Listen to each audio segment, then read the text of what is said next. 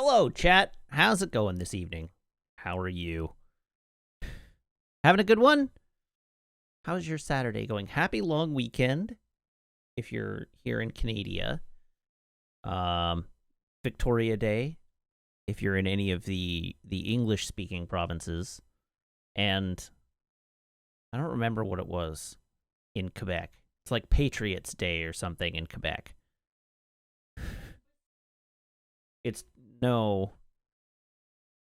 not today. It's Monday. Monday is the holiday. Today is not the holiday. It's just a long weekend. Woo, long weekend. So, how's it going, everybody? How are you? I always say I don't have much to talk about, but sometimes I come up with things. Today, I don't actually... I do have things to talk about. Yeah. But I've started saying I don't really have anything to talk about. But no, I do have things to talk about. I have, like, National Patriots Day in Quebec. That's what it is. It's National Patriots Day. So anyhow, what do I have to talk about today? Well, I got a couple of things. I went for a delightful bike ride today, as I do on Saturdays. You may have noticed. And I promise you that this week's bike ride story should make you much less angry than last week's bike story. Because I got up and I left the house and okay, so yes, in that order, but there were some intervening things in between. So I got up, I put my bike gear on, I went and got my bike. I left the house and immediately went to Starbucks where I had a coffee and a Danish. So I ate something. Before starting my ride today. So that was an improvement. I went solidly through almost 2 complete large water bottles, plus through 2 new, like, regular-sized bottles with Noon tablets in them. So I hydrated and got my electrolytes right. So that was good. Yeah, hydration and electroplated. And additionally, I did a route that wasn't quite as hilly. I say not quite as hilly. That's not to say that it was not hilly, but less hilly. My, as you will soon see, my vertical today was 750 meters, give or take. Whereas my vertical last week was 1,025 meters. So my vertical last week was almost 50% more than my vertical this week. So the end result of this is that I was able to do a longer ride today than last week, faster than last week, and without totally destroying myself in the process. My legs didn't cramp up. I had no cramps. My legs did not even threaten to cramp on me. That was very good. So yeah. So here we go. That's right. I also put on sunscreen and did not get a sunburn. So that's that. But here, I posted this photo on Instagram, but now you can look at it. And this was my Horseshoe Bay Strava photo. I guess I posted it on Strava too, so if you follow me on Strava, you could see it there. But this is Horseshoe Bay, West Vancouver. Yeah, what a garbage view, hey? Absolute trash bin of a place to ride your bike. So anyhow, that was me. I did that today. That was a lot of fun. It was good. I had a good time. And now I have come home. Oh, I didn't include this photo. Sorry. One moment. I have to. This is an oversight that cannot be allowed to stand. So I came home, and upon coming home, I went back to Starbucks and got a coffee. And now maybe this photo exists. Hey, this photo exists. All right. Go to there. Really? Really? That's what you did? So now I'm gonna change this photo. Because I went to Starbucks, and you know what I found at Starbucks other than coffee? I found this friend. Oh, that really?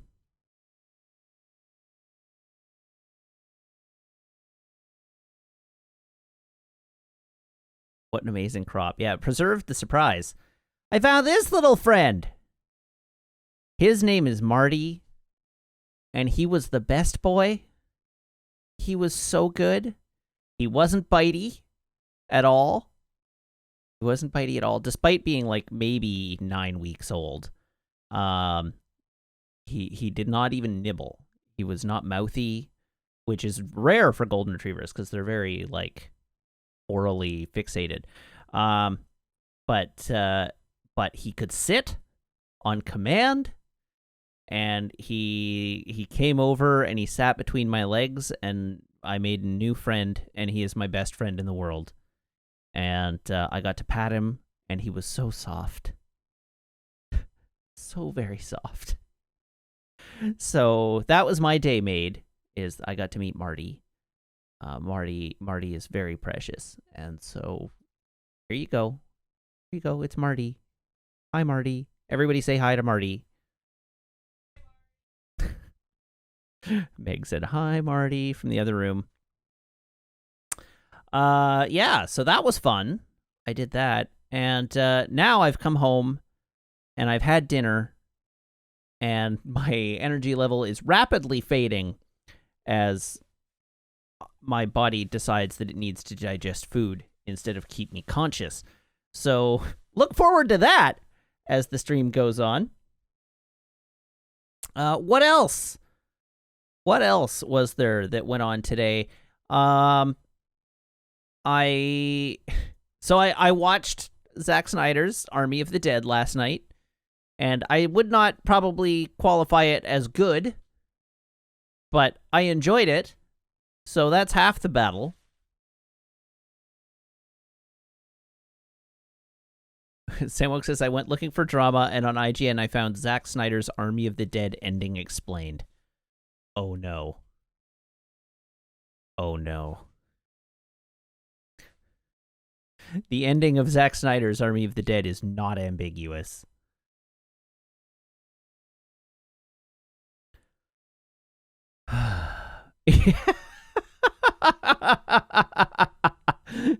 Samwok notes, it is possibly the least subtle ending of a movie ever, as the movie concludes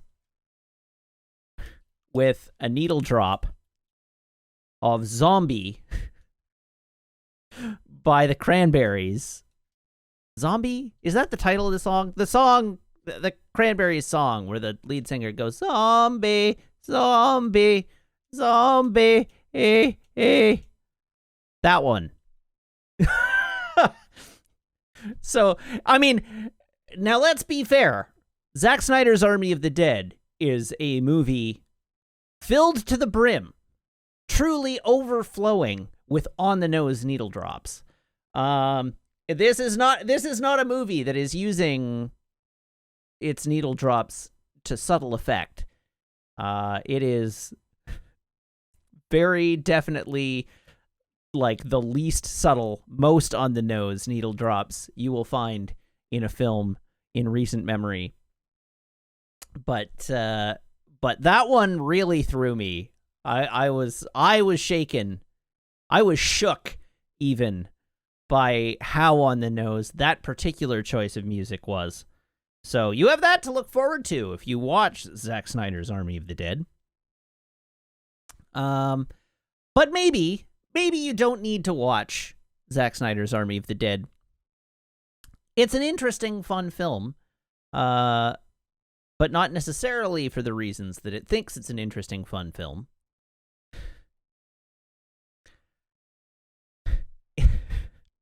But if you want, you can.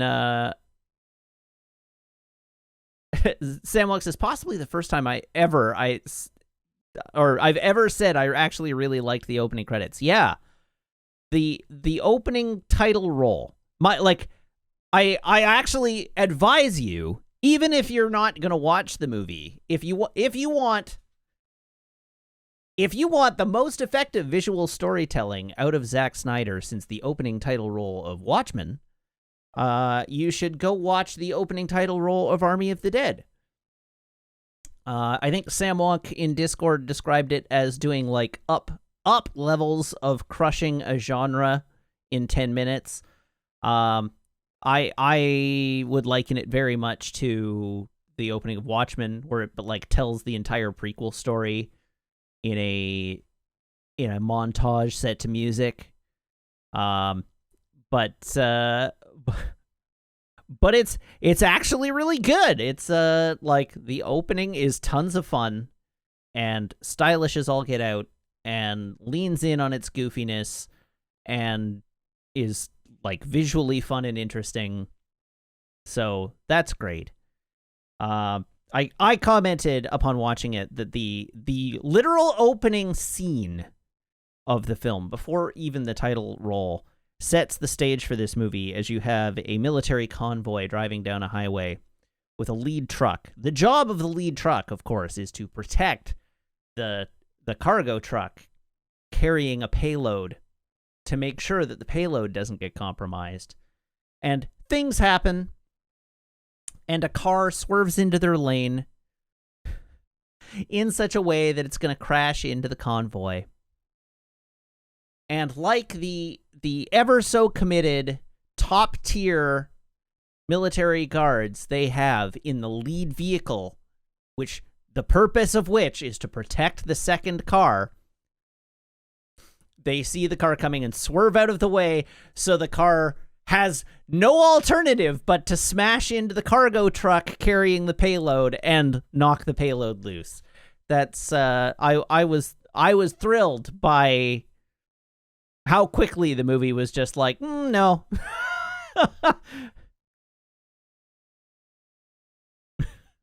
Didn't even try. They didn't even try to stop the car. They were just like, nope, we're getting out of the way. And then things go bad. And that sets the tone for much of the rest of the movie. It's not it wants to be a heist movie for some portion of its runtime, and the portion of its runtime that it wants to be a heist movie is like almost good. And then the last like hour, the last like 50 minutes of the movie goes so completely off the rails that it stops really being about anything. But yeah, that was Zack Snyder's Army of the Dead. So if you want to waste some time of your life on a movie that is not good, but that you might enjoy, you could do worse than Zack Snyder's Army of the Dead, which is available to watch for free on Netflix. That's my endorsement. If you want to spend some time. If you would like to bring your inevitable death 2.5 hours closer, without using that time in a particularly valuable way, Zack Snyder's Army of the Dead would be, not the worst way to do that.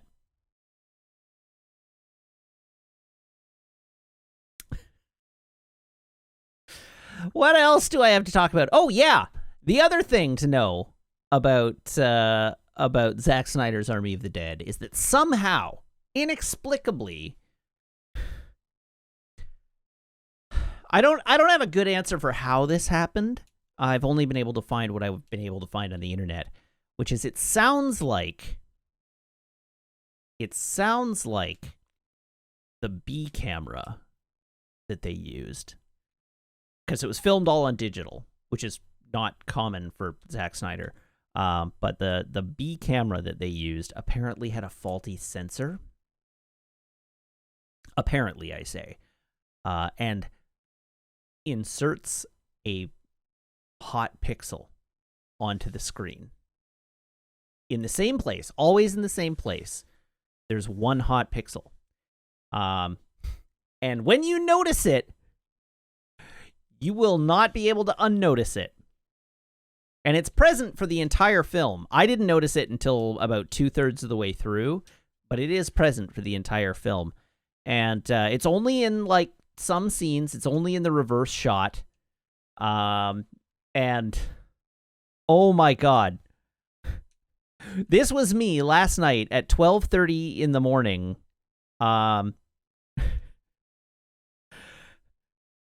Freaking out because I think my OLED TV has developed a hot pixel. And trying to figure out if it's present all the time and, like, just obscured by brightness when a scene is bright and only showing up in dark scenes, or, like, what is going on with this pixel. And then I stood up and I walked right up to the TV, and it was actually like 3 or 4 pixels on screen, like way up close in a sort of L-shaped pattern. But it wasn't like it looked. You would expect that if it was actually a dead pixel or a hot pixel on a monitor that you would have a pinprick, right? And this was a little bit blurry, but of course, if you're sitting back on the couch, it looks like a pinprick of light in the middle of your screen. And so I'm sitting here, like, losing my mind over the fact that my TV has developed this hot pixel. And so then I paused the movie. I pulled up Mitchell's versus the Machines. I pulled up like half a dozen different films that are all using Dolby Vision, to try and see if it was like an issue with the encode, or if it was an issue with my television, or like what was going on. Could not reproduce it in any other media. I opened Disney Plus and I tried some like Marvel movies in UHD just to see. Again, like, could not reproduce it. But then I'd go back and I'm like, okay, so it's not my TV. Like, I can't, it doesn't seem to be doing anything. So I'd go back and I'd start watching the movie again, and this pinprick of light would be there. And I was worried that it was going to, like, once I sort of, like, figured out that it's like, okay, no, the only piece of media that is showing this hot pixel is this movie. And so it's clearly this movie that is doing it. But then, of course, I'm skeeved out because it's the same pixel, right? And I don't want to sit there for like another hour with this one pixel nuclear white in the middle of my field and like inadvertently burn it in. Because then it would become a like an actual damage to my monitor. So I ended up like coming into my office, booting the movie up, or well, booting Netflix up in browser, changing my settings so that like only the 1080p version of the movie would be able to be served to my television. Like, I capped the bit rate of my playback, and then I went back to my TV and played out the last hour of the movie at the like medium quality. Let me tell you, medium quality is not medium quality. Zafty says, hey, Matt, what kind of TV do you have? Because if it's modern and not OLED, burn-in is pretty much a non-issue. It is an LG OLED TV, which is why I am paranoid about burn-in. I have the I have the LG C9, I think, TV. Maybe, I have the C8. I have the 2018 model. But anyhow, that's yeah. I didn't want to have like a pinprick of bright white light just sitting there on my monitor or on my TV for a couple hours. Anyhow, I set it to medium playback. Medium playback is not good. Like, I assumed that the step down would be from like Dolby Vision like 4K UHD to like 1080p. And it was not. It was muddy and blurry, and the sound quality was worse. The sound quality actually was like interacting with my receiver really weird. So I was getting like audio popping on gunshots. Like instead of sounding like nice, clear, robust gunshots, I would get like and like static flashes in gunshot. It was not good. It was not better. My viewing experience was not at all improved. It was just different things that were wrong with the playback, and they bothered me marginally less. So I didn't have the best experience. I didn't have the best playback experience. But anyhow, I don't know how this Pixel got away from them. I would have expected that they would have noticed it and fixed it, but apparently they didn't. Apparently it got through. So anyhow, if you do watch it before they fix it, because I assume they will, right? I assume that enough people will complain that they will go back and they will edit it out and then re-upload the version of the film. It's only the 4K version that it affects. So if you're watching on a less than 4K monitor, you won't see this at all. But I assume they'll fix it. But if you are watching it in the next like 24 to 36 hours, just be warned about this Pixel. It's not good. It's really annoying. But they'll McClunky it soon enough, I'm sure. They should fill in the Pixel and call it the Snyder Cut? No. They will fill in. As soon as they fill in the Pixel, I will start the Release the Snyder Cut campaign to get the version of Army of the Dead that has the burnt pixel still present in it. That's how it will really go. I will initiate that campaign myself. We will write letters.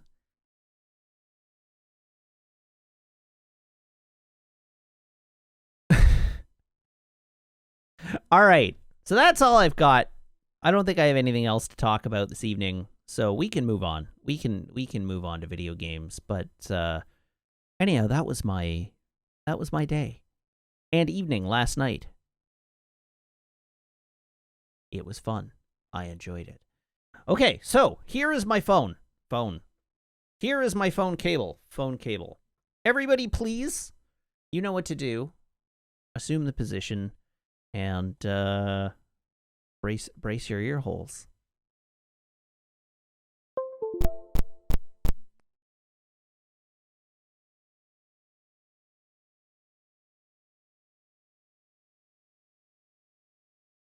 Oh yeah, Sam Wong says, the only other drama I found is that it looks like Rangers of the New Republic is more like canceled than on schedule.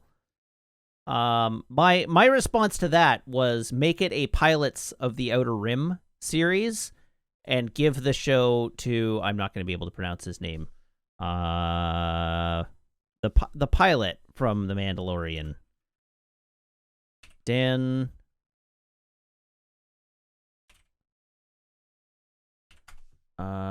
that's not right.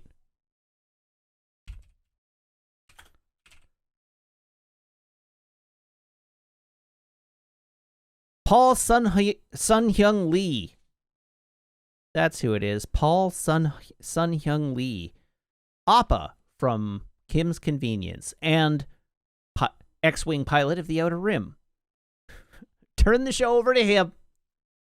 Let him be the main character. Make it a Pilots of the New Republic, or New Republic Pilots of the Outer Rim, and go from there. That sounds like a show I'm more interested in anyhow. All right, so my phone is plugged in. Now it's time to move on to beverage. The most important part of every stream, as always. I saw the poll went to booze, and the poll was correct. And now there's booze all over my table. Great.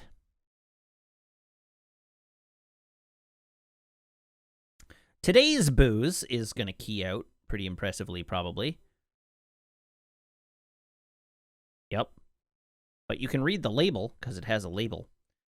Today, I have a Fieldhouse IPA, which the back describes as intentionally unbalanced. This modern IPA is double dry hopped with one of our favorite hop combinations of Citra, Mosaic, and Simcoe, each adding their own layer of complexity and fruitiness. Juicy, fresh, and finishing slightly bitter.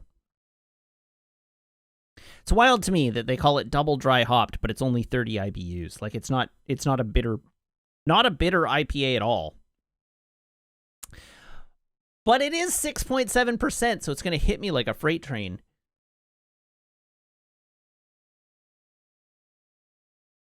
But at least it's not a big can. I love that it's see-through. Okay, so that's that. Let's get on with video games. Now, here's the important thing I need to know. And I should look up a Mass Effect guide. I probably should look up a Mass Effect walkthrough. The reason being that apparently we are about to walk into an area of the game that must be done in a certain order.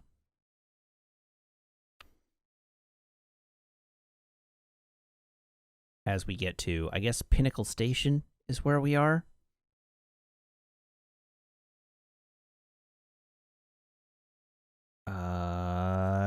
There we go. Control F. Find it.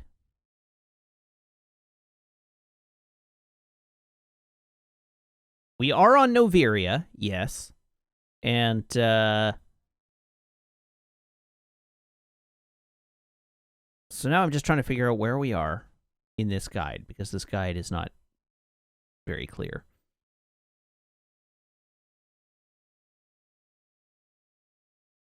Nope, not Pinnacle Station. We are on Noveria. Oh, P. Johnson says, I can tell you the order if you want. Okay, good. As long as we've got somebody that knows what they're doing. Avoid the hot labs. Okay, don't go to the hot labs. What the hell? How's that audio sync for you?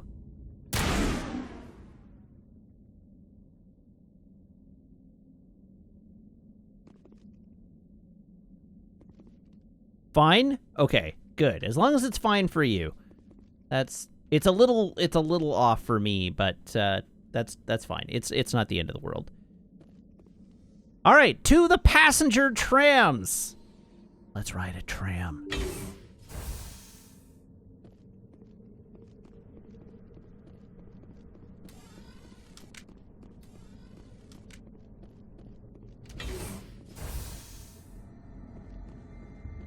Elevator. Now entering decontamination and transit hub. User alert. Loose contaminants in the decontamination chamber. Access to passenger tramways inadvisable. Inadvisable? You're not the boss of me. Wait a second. They're locked in. The door could be finessed. It appears that the trams to the subsidiary stations are beyond it. All right, we got a junk bin with high explosive and incendiary rounds in it. Some more gear. Computer console. Loosen them. They're in. Can't escape. The tunnels now. We're sorry. The leads couldn't get to the struck. Get out while you can. He killed himself because he was part of whatever happened here? He must have felt there was no hope of surviving, that killing himself would be easier. Garrus, we probably ought to heal you.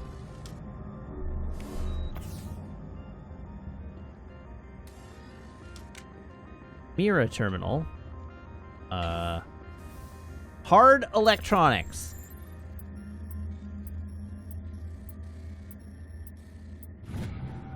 Not that hard.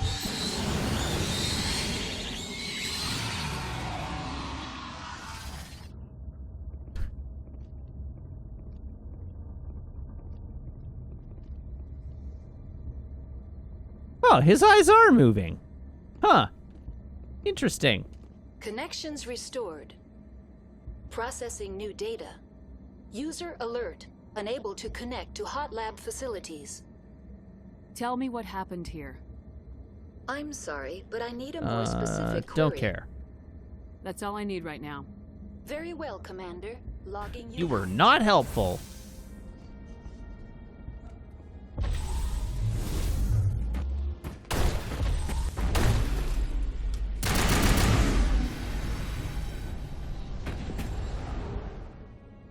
Where did that come from?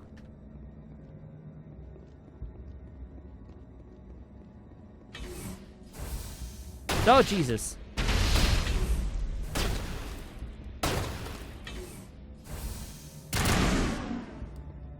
Wait. Okay. It is dead. Good.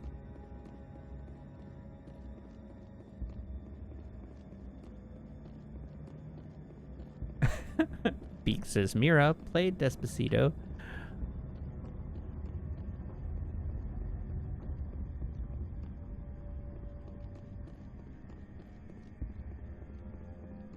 Hey, look, a tram!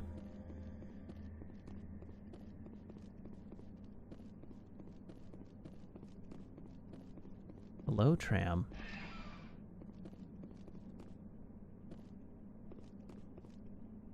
All right, to Rift Station. Departing Central Station. Destination, Rift Station. I want to look out the windows. I want to stand at the front of the tram and look down the tunnel.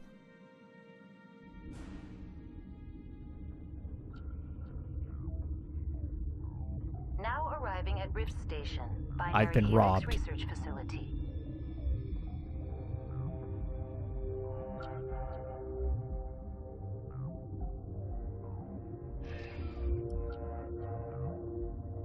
Okie doke. So, what have we got here? Presumably, the big ol' beaker is the way to the hot labs.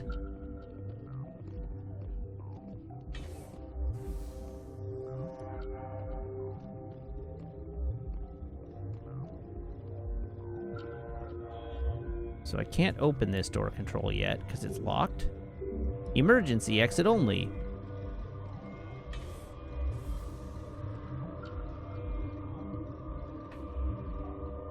Ah, 2 hot labs. We don't want that. But the door is locked at present, so we have to go this way.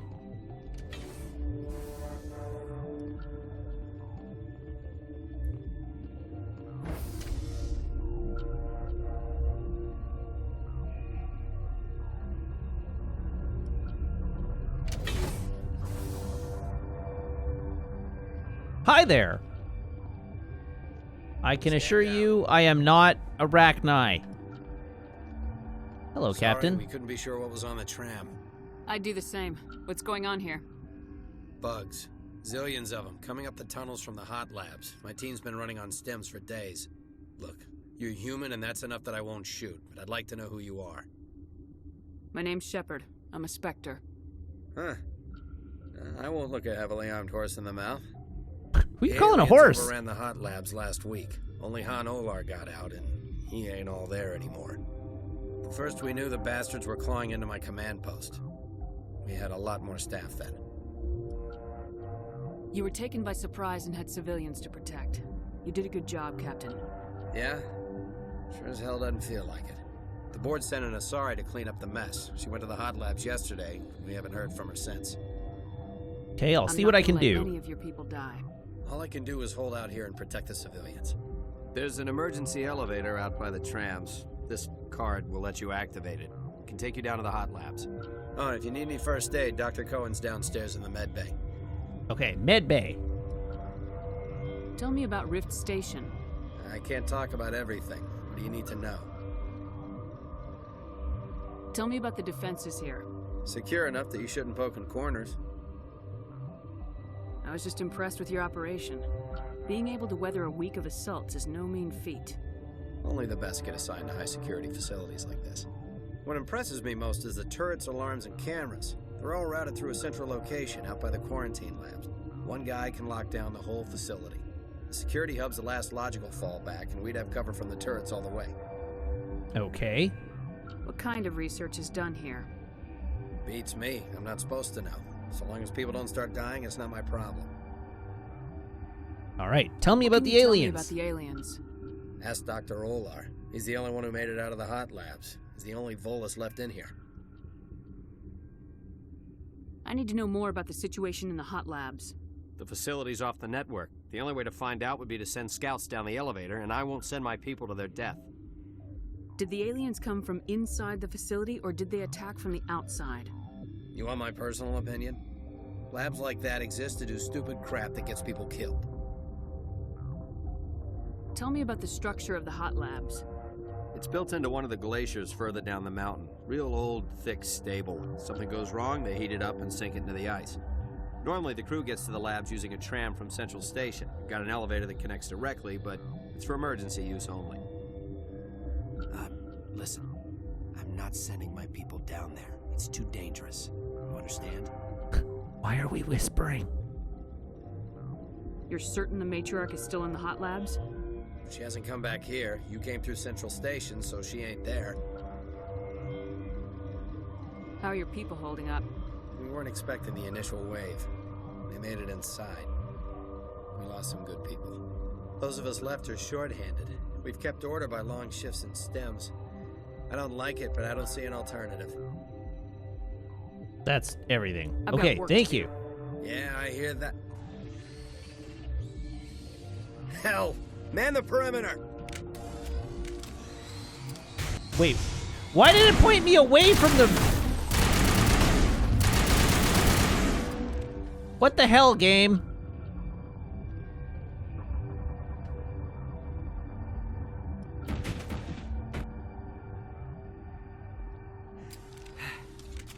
Thanks for the help. Every few hours, a group comes up the tram tunnel. It's actually better since we locked down the elevator. I'll do whatever I can.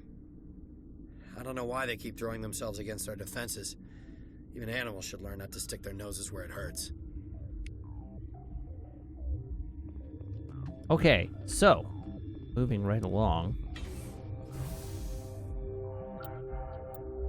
Let's have a look at a map. We are headed towards the captain's office. The medical bay is down here. Security is there. And the guard barracks is there.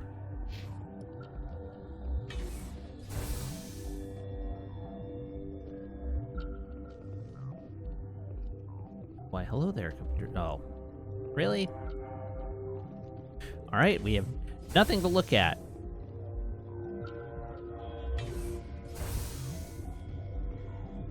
All right, hey, oh, we've got an L-Core. L-Core alert, L-Core alert. You're not gonna go to the hot labs, are you? Uncertain. I welcome you. Cautiously, I am curious to know what you're doing here. I heard there were some problems up here. Furtively, I am concerned about the state of our guards. Many have been awake for days. For now, with forced cheer, I still have a limited supply of equipment to sell. Show me what you've got. Regretfully, most of my stock is being appropriated by Captain Ventrellis. Okay, what have we got here? The CASA fabrication license. I'll take that. Don't really care about your other stuff. All right, well, that was fun. We got to speak to an L-Core, and that's the highlight of my day. What? You're a member of the science teams. Recently transferred, yes. What do you do here? Molecular genetics. I specialize in biotic-enhanced allele-specific hybridization. Yeah, that's a bit technical for me. I am very good at tracking inherited variations in genetic sequences. I'm sure you would find it quite dull. Can I shoot it? You seem less upset about this situation than the others. That is one of the virtues of the meditation you interrupted. All right, there's no need to be such a bee about it. Do you know Matriarch Benezia? Why ask me and not your friend? Because I do not know anything about the matriarch. Then why would I? I don't know, because she's here? Tell me about yourself. I am Alestia Alice from the University of Arraeus. Is there anything in particular you want to know, or should I just spout random facts? Did I interrupt something? I was meditating. I suppose to a species as brash as yours, it would appear to be inattention. All right, well, Sorry, I'm done talking to you. Then I will return to my meditations. Hey! What? Sorry, I'll leave. Then I will return to my meditations. Hey! What? Sorry, I'll leave. Then I will return to my meditations. Science pukes. Should just bug out and leave to die. They're full anyway. Bug out. Hey! What? Sorry, I'll leave. Then I will return to my meditations. You do that. Hello. Got a smoke? We're all out. What? No! Hello there, Dr. Palon. Sorry, I haven't had much sleep since the attack. Yeah, is there something you need? What sort of work do you do here? I can't say. I signed a non-disclosure agreement. If we survive, I'd like to keep my job. The location is terrible, but the pay is better than any other commercial lab. You're not happy on Peak 15? The outside world doesn't exist here, just walls of ice and rock. There's only the work, the discovery. It's easy to forget why science is guided by ethics. Maybe we're paying for that now. Maybe? What do you know about the hot labs? Nothing, I didn't work there. As far as I know, Han Olar was the only survivor. Is he in the medical ward? No, he's staying in the science team's quarters. Be gentle with him. He had a trying experience. I'm looking for an Asari. There's one over Sorry. there. Well, there's Dr. Alice over there. There's also our guest, Lady Benezia. Captain Ventralis might know where she is. How are you holding up? It would be petty to complain after showering off a coworker's brain. None of us have had enough sleep since the attack. Of course, not all of us have guns. Would it, though? Would that be petty? I feel like that's a fairly traumatic experience for you. Like, granted, it was more traumatic for the individual who got murdered. But they're gone now. They're fine. They're not experiencing the after effects thereof. I feel like you've got grounds to complain here, bud. What do you know about the hot labs? Nothing, I didn't work there. As far as I know, Han Olar was the only survivor. I'll talk to you later. Remember to report any suspicious noises.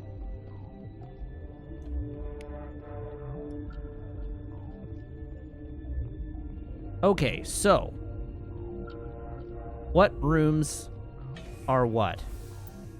Where am I? Guard barracks are this way. Security is that way.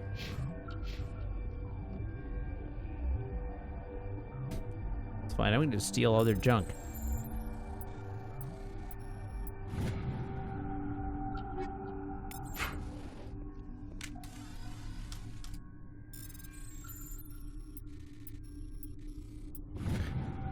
Can you imagine being a guard, posted on guard duty for multiple days, getting by only on stims and no sleep for a week. And then coming back and finding that somebody raided your footlocker.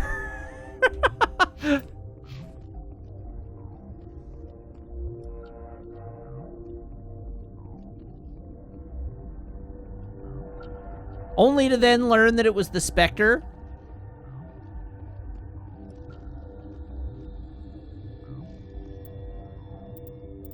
All right, let's have a look at the Noveria.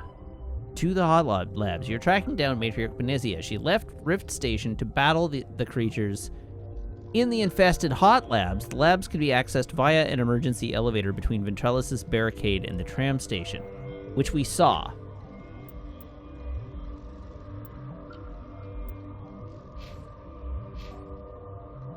P. Johnson says, probably don't go in there. All right. All right. I'll trust you on that.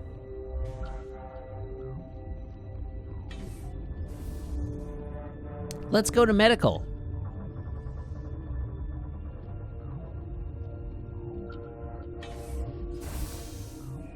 Hang on. I know you'd have a cure by now. Hello, Dr. Cohen. What do you want? I didn't mean to bother you. No, you did nothing wrong. I'm just distracted.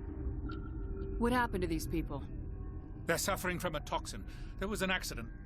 I have a non-disclosure agreement. I shouldn't discuss it with anyone outside of the company. But you're going to, because I might be able to help.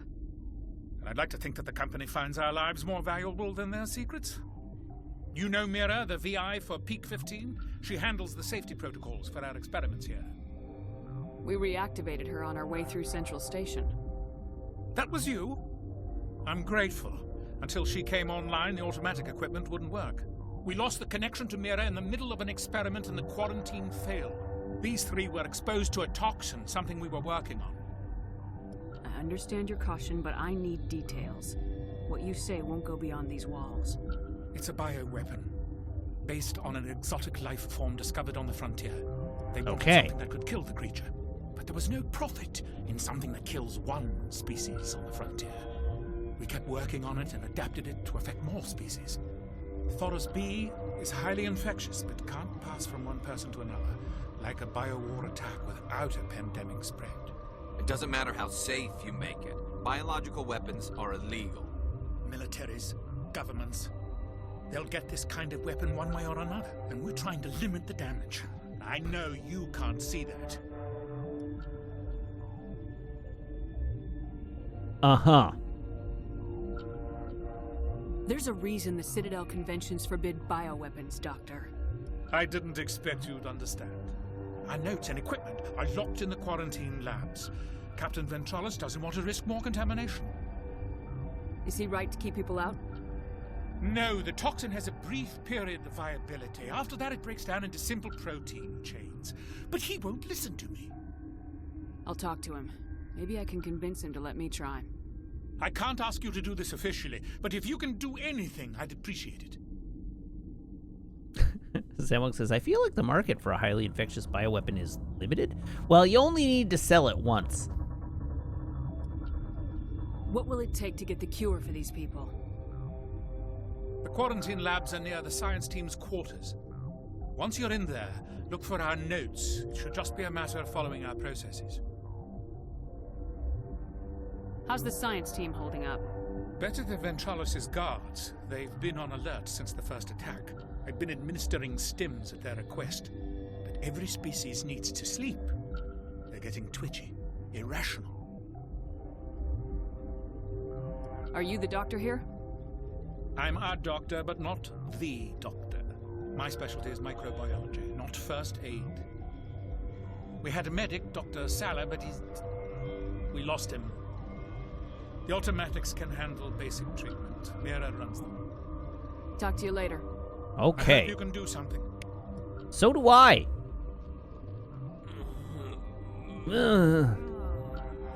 All right.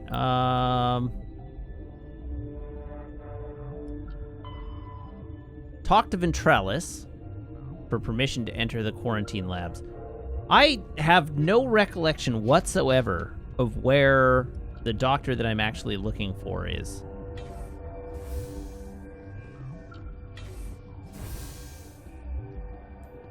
But I guess I can go talk to Ventrella.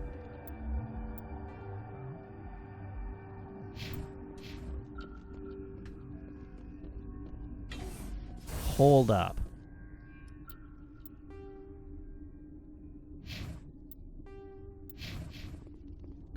There's a quest objective marker on my map.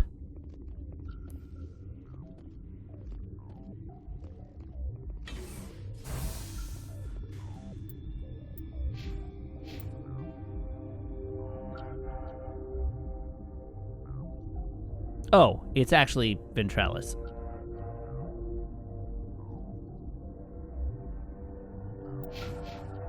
Alright, well, literally the only thing I can do that is going to advance things. Oh, to quarantine in barracks. Alright, well.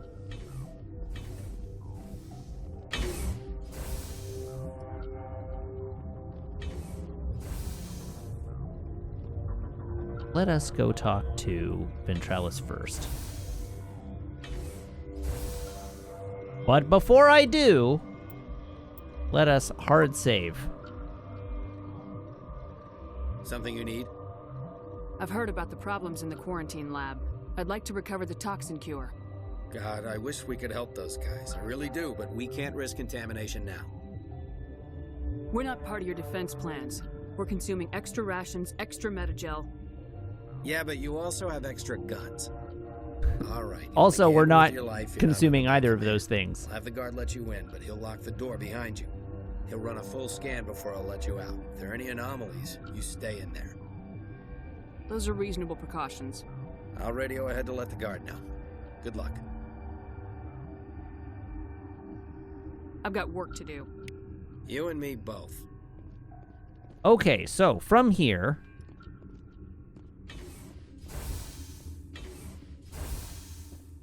we go back up and head towards the barracks and the quarantine area. I guess.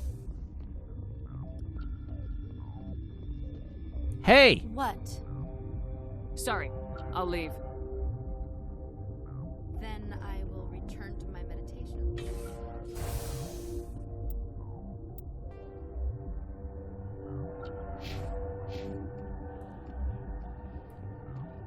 All right, what's down this elevator?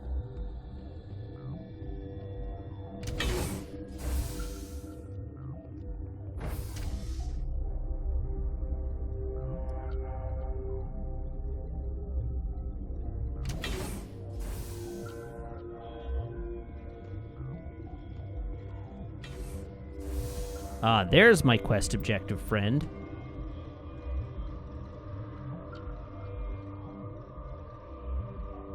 Alright, so from here... I don't know why this exists. Oh god, have I accidentally come to the hot labs?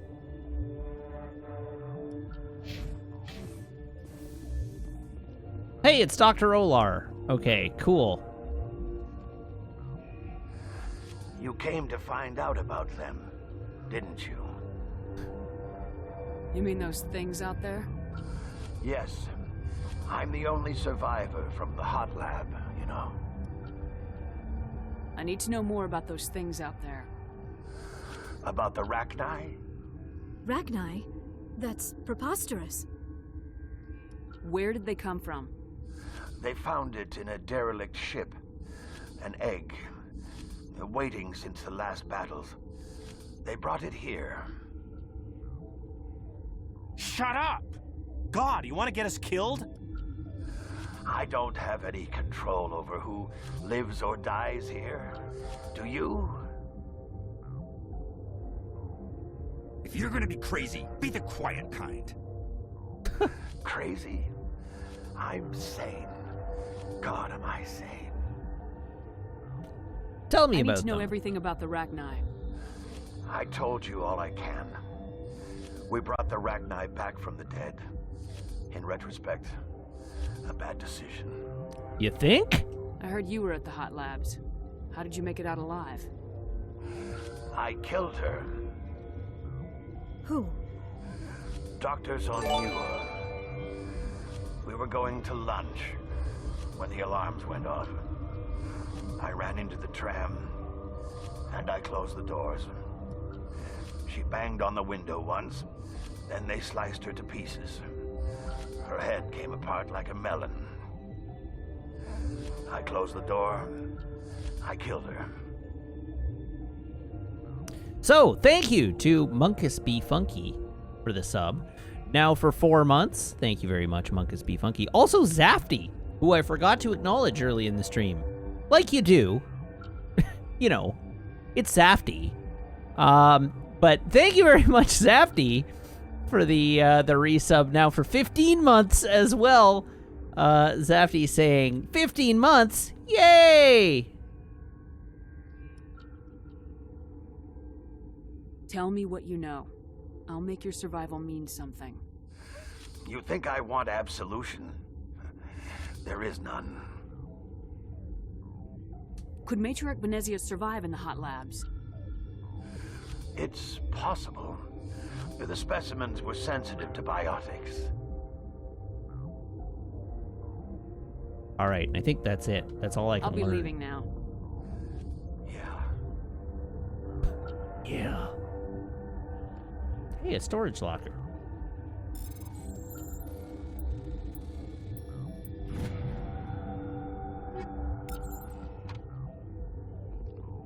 All right. Hey, guys. Used to have nightmares like this.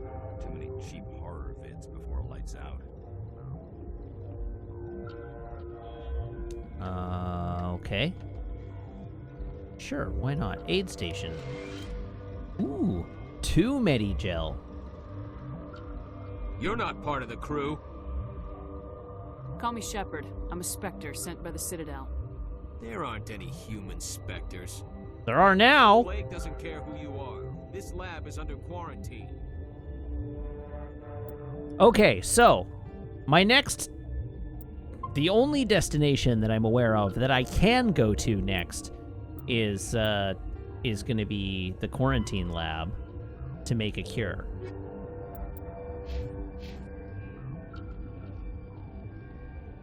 What do you want? Nothing. Whoops. Sorry to bother you. Yeah, right. What do you want? I have Ventralis' permission to go in there. Yeah, he radioed. He also said you have to prove you're not contaminated to get out. You got a death wish? You should stand watches on the barricade.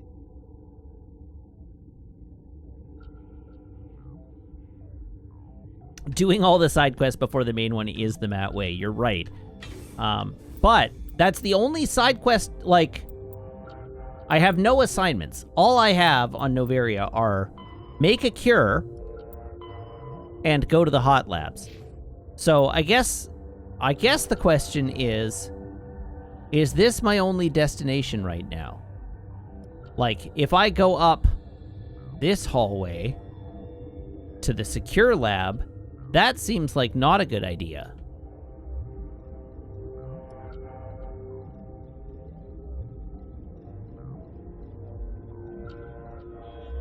But we have the tram, we have the elevator to the hot labs, we have the elevator to the science station.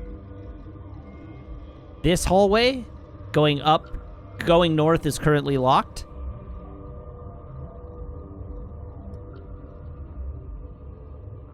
I am confirming with you, P. Johnson.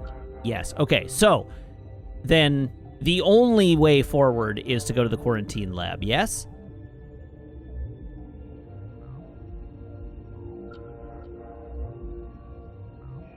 Yes. Okay, cool.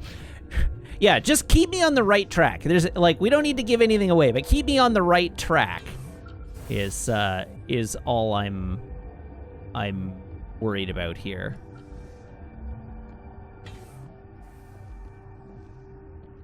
Research notes. We've isolated 4 chemicals that can be combined to counteract the toxin. They must be mixed in precise quantities. As each chemical is poured, the equipment will mark the minimum and maximum amount that will work. Too little or too much will spoil the result. Good to know, good to know. That's the make cure.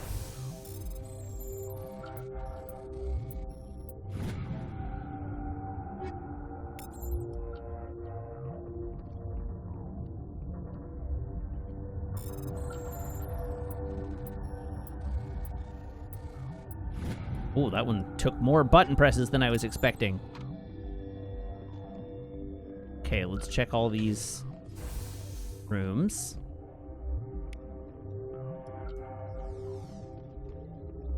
Cheetor says, why not just have the equipment do the mixing itself?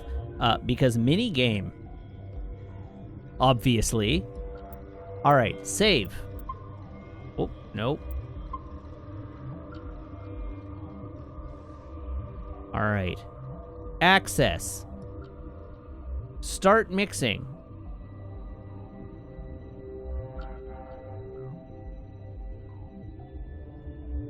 Oh, God. Your mission ends here, Shepard. Ambush. Where's the guard? Trollis's man. I didn't have permission to come in. He got in my way. I was ordered to eliminate you should the opportunity arise. And here you are, trapped in this lab. Weapons free! Uh-oh. This is what I get for interrupting her meditation so many times.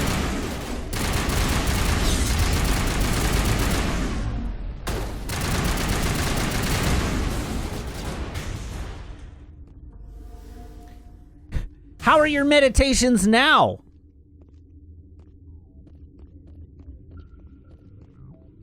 No! My computer.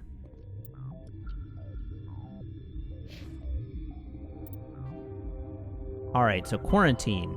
Return to Cohen in the infirmary.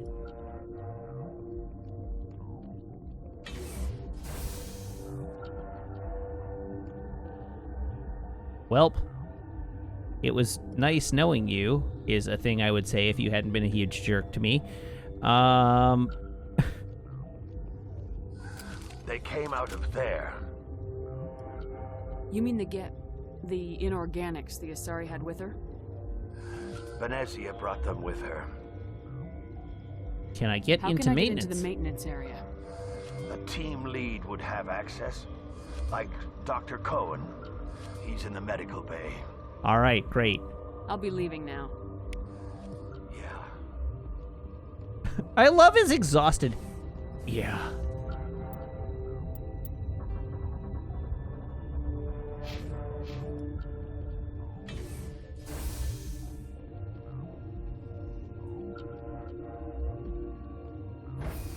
You can hear the 1,000-yard stare behind it.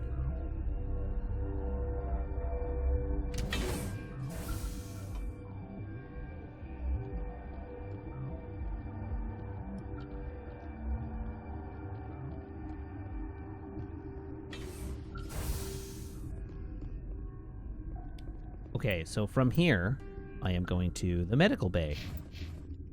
Wait, hold on. Oh yeah, the medical bay is downstairs. That's why it looks like the L Core is my quest objective.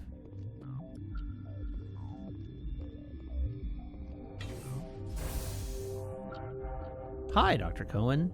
Is that the cure? You did it? That Asari scientist, the one in the mess hall, she just tried to kill us. Alestia? That's unbelievable. I don't know much about her. She arrived a month ago. One of the shareholders pulled strings to get her here. Let me guess. Saren the Spectre. Yes. I think that was the name. I don't pay attention to the other research teams. Look. The guards? They've been more on edge since you got here. I think they were expecting you. And there are more labs in the back. The guards won't even let me back there. Just people with clearance. What about the maintenance area? Do you have access to that? The maintenance area? Yes. Take my pass. But there's just snow back there. Let me see that file. An extension on Philip's work? Ooh, I thought principled. he was on the right track. I can't thank you enough. That oh God, what a cliche. You saved their lives. Do you know that? I like that So the principled Chivo is awarded for getting 75% of the Paragon or Renegade points that it is possible to get. Could you spare a few medical packs? They're worth their weight in gold up here. You didn't get these from me. Ventralis wanted them saved for his people. I need to administer this. Thanks again. I asked him for Medigel packs despite the fact that my inventory is full. I can't actually accept more gel packs. All right, so quarantine is complete. Great.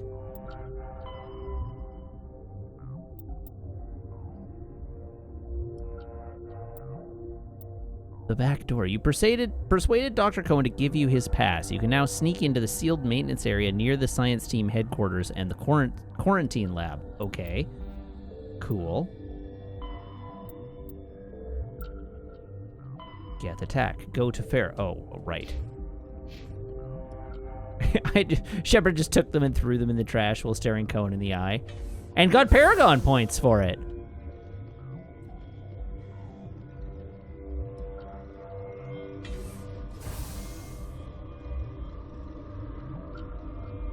Okay, so the restricted area is not where I want to go.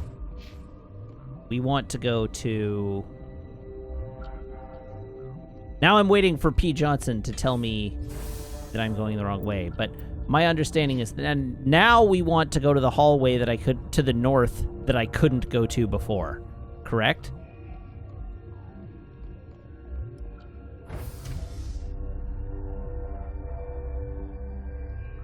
Heron says, apropos of not much, my headcanon for Mass Effect is that Medigel is just soft serve ice cream. All right, so on the topic of soft serve ice cream, I am a soft serve fiend.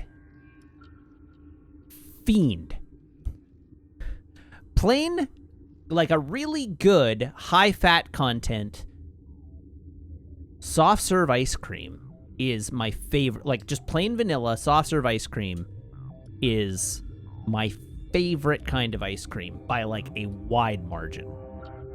Hard ice creams are great. Cookies and cream is my favorite hard ice cream. But soft serve ice cream is, without a doubt, my favorite kind of ice cream. But only when it's good. So, like, Dairy Queen ice cream doesn't count. That's ice milk. McDonald's ice cream doesn't count. That's frozen yogurt. What I really truly want is the Beacon Drive-In ice cream, which is a high fat content Island Farms cream that they use to make their ice cream. And it's, oh my God, it's so good. And I have tried valiantly to find an equivalent ice cream here in Vancouver, and I have failed every single time. Now, that's not to say that we don't have some good soft serve places. We did have, I don't know if it's still around. I should actually check if Soft Peaks still exists. Soft Peaks does in fact still exist, which is great. They do a soft serve ice cream that has very little sugar in it. So the ice cream is actually quite plain, and their whole thing is what they serve it with. And the best ice cream that they serve is the honeycomb peak. And the honeycomb peak is they put like Vector cereal in the bottom of the cup, and then they drizzle it in honey. Like, they drizzle the cup in locally produced honey. And then they fill the cup with soft serve ice cream, and then they give you a 1-inch cube of honeycomb, like fresh honeycomb, on, like, as garnish. And that's really good, but it's not super sweet. Like, they're counting on the honey to do all the sweetening of the ice cream, so they don't, like, put a lot of sugar in their ice cream. And it's good, but I find the lack of sugar in the ice cream makes it taste bland. Like, it's not like the vanilla flavor is not really pronounced. Like, it's just like, this is a medium for the delivery of whatever topping we are placing on it. and it's quite good. Have I tried perverted? No, I have been by perverted ice cream when they were not open, and I've peered in the window. I think we have one in Vancouver. Like, I'm pretty sure you're talking about the one in Victoria, but I'm pretty sure there's a perverted ice cream in Vancouver. Perverted ice cream, yes. We do have one. It's right downtown. And no, I have never been. And you're right, they are all topping focused, and like, I'm sure they're delicious, but I actually prefer my ice cream, like, when I get soft serve, I prefer my ice cream plain with no toppings. So I want to go, but it's not, they're not making soft serve ice cream for me. They're making it as like a conversation piece. So anyhow, no, I haven't been there, but I do intend to go someday. What is the other one? There's another one. Oh, in Victoria, there's a really, really, really good soft serve place called Chocolat Favori, which traces its origins to Quebec. But it is their whole thing is like they just do vanilla soft serve, but they do like 11 different types of dips. So it's like a dip cone from Dairy Queen, but they do like a red velvet chocolate, a white chocolate, a 70% dark chocolate, a milk chocolate, a cookies and cream, an orange chocolate. Like, you can get any of these dips, and so you can get a shell on them. And their plain soft serve is almost as good as Beacon Drive-In. Beacon, for the record, anybody who's familiar with Loading Rerun, Beacon Drive-In is the ice cream that James gets people when he gets people ice cream, provided he doesn't, like, get lazy and go get dilly bars. When James promises someone an ice cream cone, that is a Beacon Drive-In ice cream. But Chocolat Favori is like 98% of the way to Beacon Drive-In, but it's located right in the downtown core of Victoria instead of on the periphery of Victoria. So when you factor in convenience, Chocolat Favori actually is like possibly the best, quote-unquote, ice cream place in Victoria, because it is right there. You like literally trip over it. Yeah, it's a cruise ship destination. If you go at night, or if you go in the winter, it's empty, and you can just go in and you can get yourself a gargantuan soft serve ice cream cone, and it's delicious. It's very good. I am not gonna lie, a friend of mine and I have talked on many occasions about getting a franchise and opening it in Vancouver, because a Chocolat Favori ice cream location in Vancouver would slay. We would both be millionaires overnight. So anyhow, what the whole point of this conversation is I discovered a week or so ago that there is a newly opened soft serve ice cream place like 3 blocks from my apartment. Easy walking distance, like under 10 minutes walk. And Meg and I walked over there the other night at like 7 p.m. Oh, it was last night. Meg and I walked over there last night at like 7 p.m. and they were closed. They only open 6 days a week and they close at 5 p.m. And they are closed on Sundays, so I can't go tomorrow. And like, what are you thinking? As the owners of a soft serve ice cream store, what could you possibly be thinking?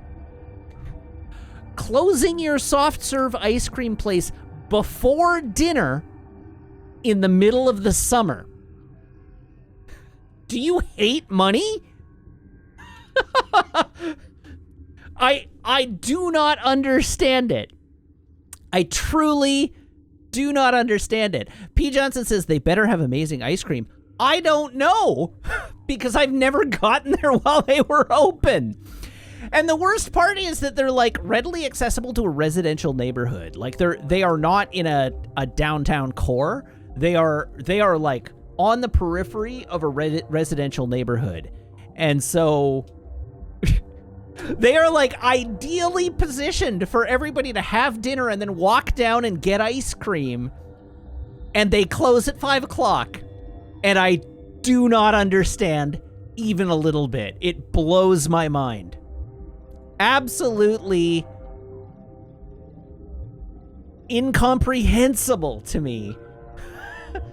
To the extent that I am having difficulty forming words over how incomprehensible it is. Yeah, perhaps they're trying to lock down the breakfast ice cream market. No, they open at 11. They're open from 11 till 5 p.m.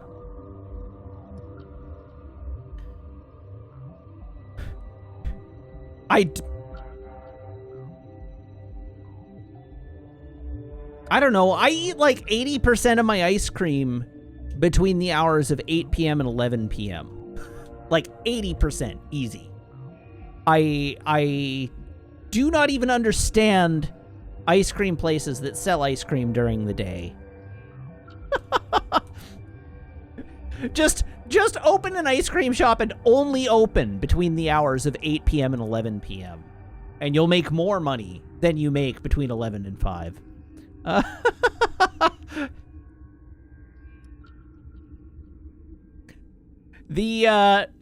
So that, like, what I actually think it is that they are in between a college, a light industrial area, and a residential community.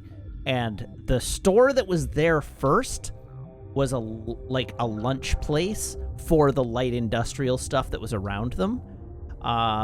And so, like, it's a soup store, right? Like, you go in and you order your soup and a salad or whatever, soup and a sandwich. And then they like cleaved off a portion of the restaurant and turned it into like a soft serve dispensary. But they didn't change the hours. The soft serve place still has the same hours as the soup place does. And as a consequence, the whole place closes at 5 o'clock. So, like, I sort of understand it in that regard, but man, they must hate money. And yeah, soup and ice cream, like two great tastes that taste great together. Buy a tomato soup and a small vanilla cone and just, like, dip it.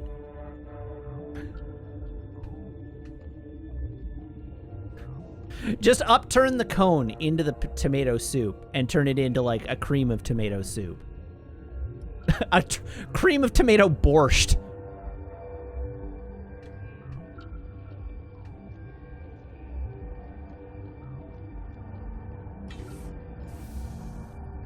All right, 2 maintenance area. 2 maintenance area. Tomato soup soft serve.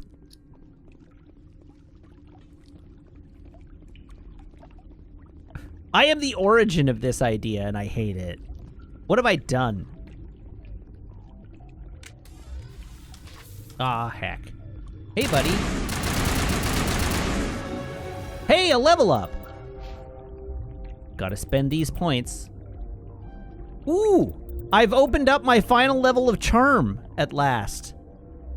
Triples your store discount. Oh, yeah. Meanwhile, Intimidate is down here, like, dying on the vine.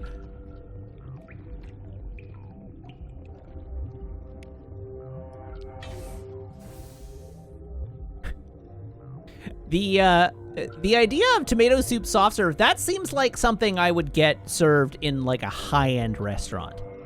That actually does seem like something, like, you go to Hawksworth, and one of their seasonal things is, like, we've made a tomato soft serve with, like, caviar and a house-made saltine. No. A cheese-lined waffle cone. Or the, like... Yeah, a little tiny cheese. No. It's the cheese crust where they fry the cheese down into a tortilla and then roll that into a cone, fill it with a small bit of tomato, tomato cream soft serve, and then serve it with a house-made saltine. Yeah. We're on. Yeah. So stay tuned for when I open my concept restaurant, I guess.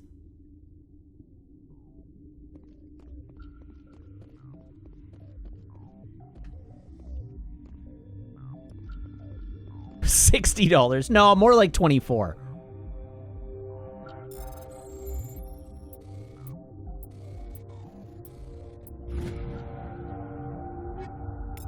Sam says, I really thought we were going to make some progress in this game today. Nah. I mean, technically we made progress. We're a little further into the game than we were at the start. Okay, I am deeply terrified to go through any of these doors. But there's only one door I can go through, so it's got to be this. Oh, right, I didn't level up the rest of my team. I'm amazing at video games, in case you didn't know.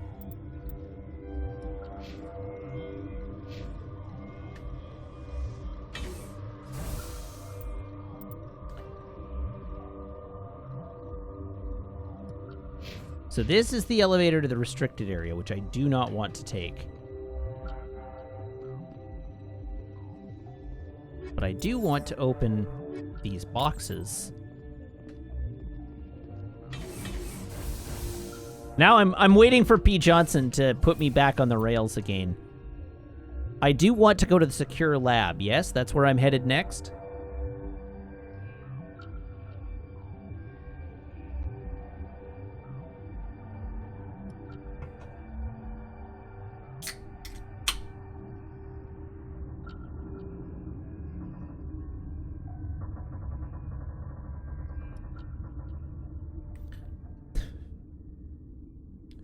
Awaiting confirmation. Uh-oh. My talk of tomato cream... My talk of tomato ice cream and a cheese cone has driven P. Johnson away. I'm doing it. We're going this way. Oh god, that's Matriarch Benezia.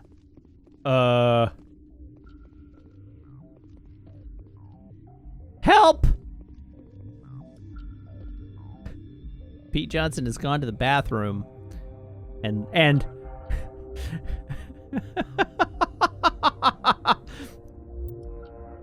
left me to my own devices.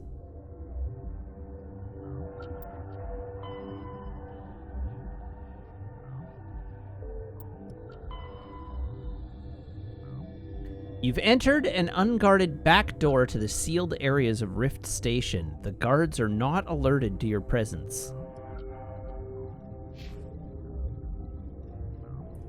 Alright, now I have to Noveria quest order.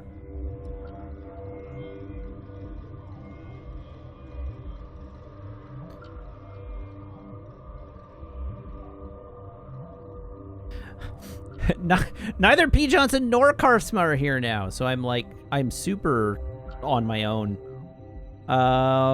We have done that. Quarantine. Return to Cohen. Okay.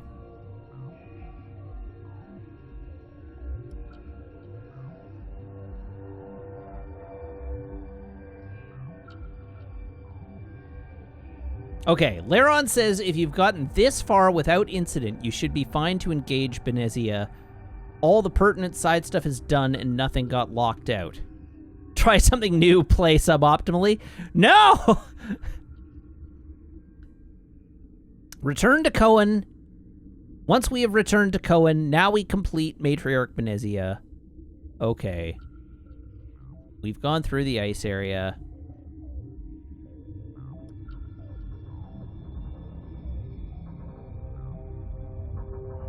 Okay, well, here we go. I'll hard save before... P. Johnson, there you are! We have arrived at Matriarch Benezia, and I don't know what to do. I'm cool to do Benezia, all right. Oh, the privilege of being a mother. There is power in creation. To shape a life, turn it toward happiness or despair. Her children were to be ours, raised to hunt and slay Saren's enemies. I won't be moved by sympathy, no matter who you bring into this confrontation. Liara's here because she wants to be, not because I asked her to. Indeed. What have you told her about me, Liara? What could I say, Mother? That you're insane? Evil? Should I explain how to kill you? What could I say? Have you faced an Asari commando unit before? Few humans have. I can't believe you'd kill your own daughter. I now realize I should have been stricter with her. This is where she's like, I got 3 others. Uh-oh. Stasis.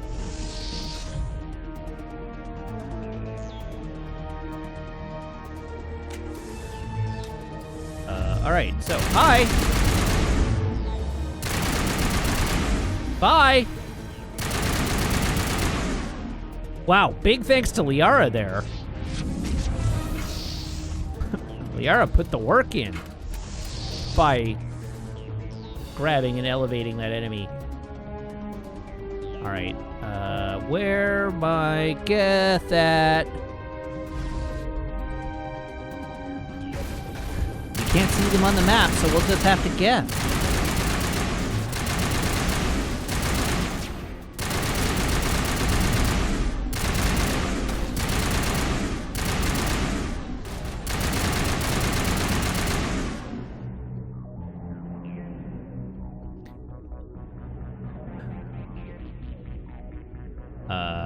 Huh? Oh, I see. There's at least one more. There we go. Much better.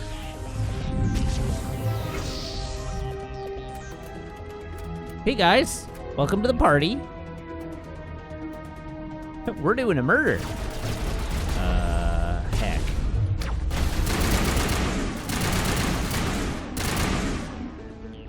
We're exploding McGee. How dare? Aw, jeez. Oh gosh. What the hell? Sure, you're fine. That's totally normal place for a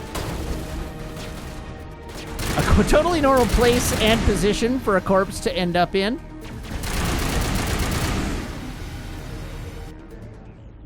This is not over. Saren is unstoppable. My mind is filled with his light. Everything is clear. The Rachni didn't cooperate with you. Why should I? I will not betray him. You will. Why did you put your gun away, Shepard? What were you thinking? You must listen. Saren still whispers in my mind. I can fight his compulsions briefly, but the indoctrination is strong. Why are you able to break free of his control now? I sealed a part of my mind away from the indoctrination, saving it for a moment when I could help destroy him. It will not last long. So you could turn on me again? Yes, but it would not be my will, Shepard. People are not themselves around Saren. You come to idolize him, worship him. You would do anything for him. The key is Sovereign, his flagship. It is a dreadnought of incredible size, and its power is extraordinary. Oh, yeah. Sovereign's not like other ships. Where did it come from? I cannot say. The Geth did not build it. Its technology is far more advanced than that of any known species. The longer you stay aboard, the more Saren's will seems correct. You sit at his feet and smile as his words pour into you. It is subtle at first. I thought I was strong enough to resist. Instead, I became a willing tool, eager to serve. He sent me here to find the location of the Mu relay. Its position was lost thousands of years ago. Okay, this seems important. How does something that big go missing? 4,000 years ago, a star nearby went supernova. The shockwave propelled the relay out of its system, but did not damage it. Its precise vector and speed are impossible to determine. As millennia passed, the nebula created by the nova enveloped the relay. It is difficult to find any cold object in interstellar space, particularly something swathed in hot dust and radiation. Someone on Noveria found it? 2,000 years ago, the Rachni inhabited that region of our galaxy. They discovered the relay. The Rachni can share memories across generations. Queens inherit the knowledge of their mothers. I took the location of the relay from the Queen's mind. I was not gentle. How did the Rachni find Tell me more. They searched patiently. They are territorial creatures, driven to close any possible way into their systems. Well, that's Why convenient. does Saren need the Mu relay? He believes it will lead him to the conduit. I would tell you more if I could, but Saren did not share his counsel with me. I was merely a servant to his cause. You can still make it right. Give me the information. I was not myself, but I should have been stronger. I transcribed the data to an OSD. Take it, please. Knowing the relay's Consider it coordinates took. is not enough. Do you know where he planned to go from there? Saren wouldn't tell me his destination. But you must find out quickly. I transmitted the coordinates to him before you arrived. You have to stop me. I can't. His teeth are at my ear. Fingers on my spine. You should. You should. Mother, I don't Now leave. now would be a good time to pull out your gun, Shepard. You've always made me proud, Liara.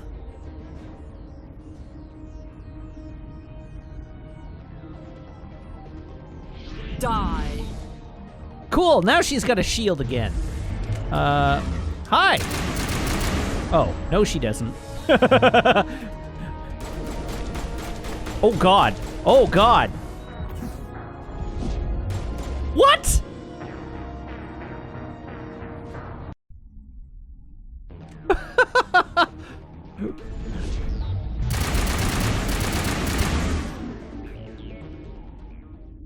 I cannot go on. You will have to stop him, Shepard. There we go. Much better. Second attempt. Second attempt was a vast improvement over the first. Hold on. We've got Metagel. Maybe we can... No. He is still in my mind. I am not entirely myself. I never will be again. It's not that I didn't try shooting the first time. I got bowled over and couldn't stand. Good night, little wing. I will see you again with the dawn. No light.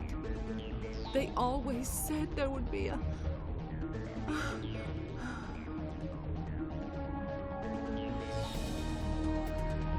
I like that shooting Benezia caused her mind to take control again.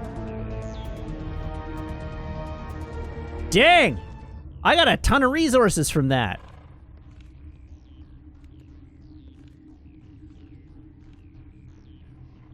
Who's rolling around on the ground in the background of that shot? Oh, it's a commando. Wait, why is it getting back up?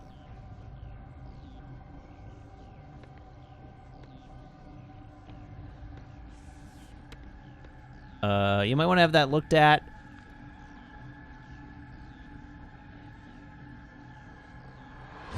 Brains! Brains! Brains! This one serves as our voice. We cannot sing. Not in these low spaces. Your musics are colorless. Musics? What? Your way of communicating is strange. Flat. It does not color the air. When we speak, one moves all. We are the mother. We sing for those left behind. The children you thought silenced. We are Rachni. Okay. How are you speaking through her? Our kind sing through touchings of thought. We pluck the strings, and the other understands. She is weak to urging. She has colors we have no names for. But she is ending. Her music is bittersweet. It is beautiful. The children we birthed were stolen from us before they could learn to sing. They are lost to silence. And their suffering, they cannot be saved. They will only cause harm as they are. Got a license to kill! And you know I'm going straight for their heart.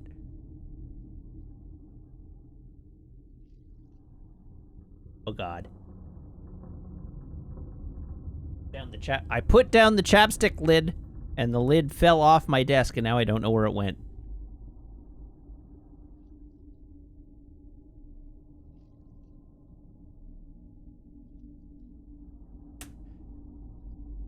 Oh dear. I don't understand. Why are your children killing people? These needlemen, they stole our eggs from us. They sought to turn our children into beasts of war, claws with no songs of their own. Our elders are comfortable with silence. Children know only fear if no one sings to them. Fear has shattered their minds. I understand. A child left alone in a closet until she is 16 would not be sane. Is this the same question? I don't understand. Why are your children killing people? These needlemen. Yes, I did. I understand. I did have a child that left already. Alone in a All right. closet until she is 16 would not be sane. If you're sure they can't be saved.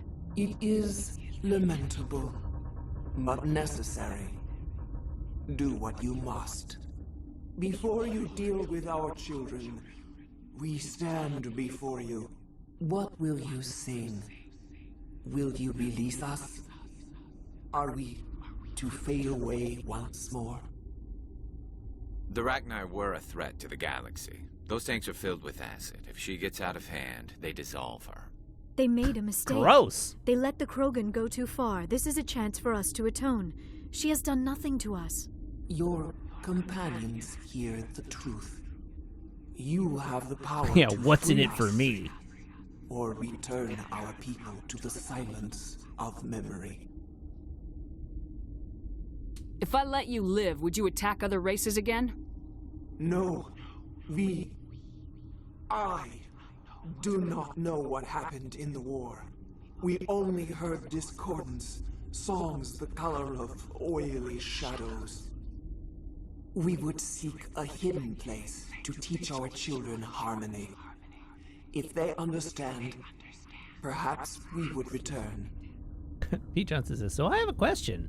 Why are we making this decision? Couldn't we just call the council? Take our entire cell to the Citadel? Nah. We have unlimited authority. We can just make this decision. We have unlimited authority and next to no accountability. Are you a survivor from the war? A clone? We do not know.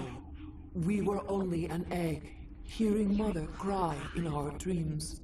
A tone from space hushed one voice after another. It forced the singers to resonate with its own sour yellow note. Then we awoke in this place, the last echo of those who came out from the singing planet.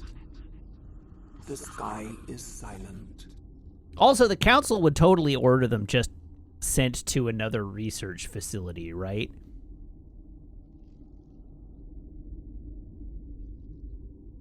I won't destroy your entire race. You'll go free. We're not doing a genocide today, friends. To compose anew, we will remember.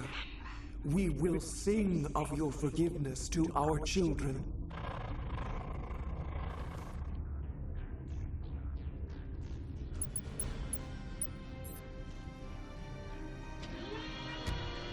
How does the Rachni Queen plan to get off this planet?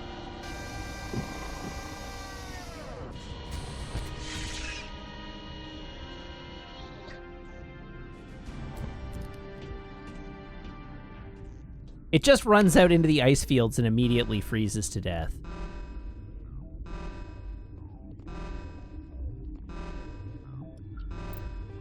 All right, so where am I versus where do I need to go? Restricted area is that way. To hot labs. Science station. I don't know, that klaxon doesn't sound that bad, really. How bad could it be?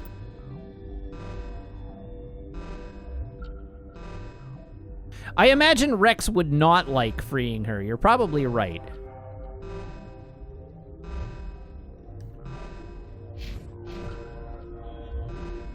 Okay, so now it's time to go to the hot labs.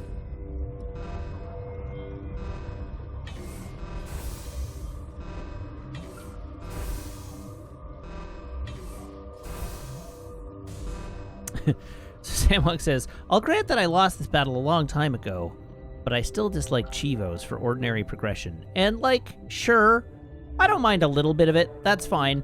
As long as I don't have to get Chivos for doing things in multiplayer. Literally any other kind of, like, I will take whatever the other Chivo is, as long as I don't have to do... Quake for Xbox 360, one of the Chivos in that game was, like, be in the top 10% of players globally in multiplayer. Like, it was beyond unreachable for the overwhelming majority of players.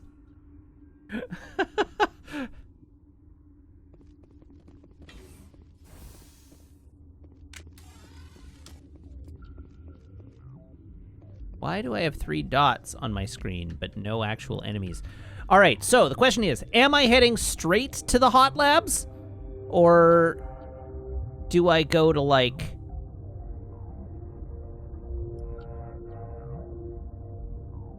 Or do I have to go talk to somebody? Straight to the labs. Okay. To hot labs. Oh, the other path is locked. You're right.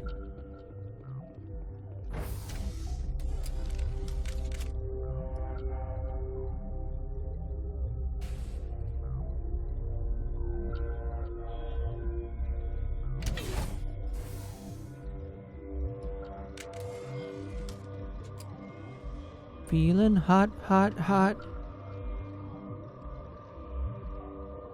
Okay. Okay. Nothing to interact with. Hey, buddy. Are you here to secure the situation? Yes. How are you holding up? You must listen to me. If we do not contain our mistake, they will drop bombs from the battle stations. You understand? You let these things out? I am only following the orders. Binary Helix found an egg. It was on a derelict ship, thousands of years drifting. This was Rachni's ship. Inside they find many eggs in cryogenic suspension. Okay. A 1,000-year-old egg hatched? Yes. Very tough to be so long frozen. That it survived the centuries. This is miraculous. Binary Helix planned to clone Rachni, mass-produce them, create an army. But when they get here, they find this egg is not a common Rachni. It is a queen. After she lays eggs, they move her to Rift Station. They're thinking that without her, they can raise the babies to be obedient. Well, that didn't work. Hold on. Don't you need a male to get eggs? Queens are Your worldview is so carrying the narrow, genetic Shepard. code of their fathers. Eggs are carried away from the colony to hatch alone. Queens can lay eggs in hours and have a colony in days. This is how they spread so quickly. Separating them from their mother didn't work. This was exactly the wrong thing to do. I am thinking that without a queen, Rachni do not develop properly. Her mind is shaping theirs. These Rachni are uncontrollable. We can Then save all we them. do is bring her here. No, I am sorry, but this will not work. These Rachni are beyond saving. It is a sad thing, but they must be euthanized. I am thinking that the neutron purge must be set off. Oh, sure, when a Rachni queen tells you this, you don't believe her. But White Dude McGee, that's an authoritative source. I'm not familiar with the purge system. It creates bursts of neutron radiation, kills everything within the station. Things beyond get genetic damage of varying degree. Kills everything within the station. Once That seems the purge not is armed, great. We'll have to fight our way out. Give us a minute to patch up and rearm. Sure. I wait here. I am not so much good for searching now, yes? Mother always say I would meet a bad end. Yeah, presumably this guy is here in case you come to the hot labs first and don't meet the Rachni Queen. So he's just here to give you the same information that the Rachni Queen gives you if you don't meet the Rachni Queen. He's their failsafe. It's just a little janky. Open. Connecting. I have full access to the facility and am at your disposal. Tell me about the neutron I need purge. information on the neutron purge. The neutron purge is a fail-safe system installed within the isolation tube area. In the event of irretrievable containment loss, it is used to resolve the situation. Resolve sounds what awfully exactly final. does this thing do? The purge is a neutron burst weapon. 2 volumes of fissionable materials are brought together to form a critical mass. Most of the energy is released in the form of high-speed neutrons. This radiation is instantly lethal to any known form of life within 500 meters. Okay. It would be wise to avoid touching any controls without reading the instructions. That is advisable for all systems within this facility. Thanks, Mira. How many Rachni are in here? I'm sorry, the sensor network is too damaged to provide an accurate count. Give me your best guess. Guessing is beyond my design parameters, Commander. Don't give me a precise count. Just give me a number it's more than. What about the crew survivors? Are there any survivors in here?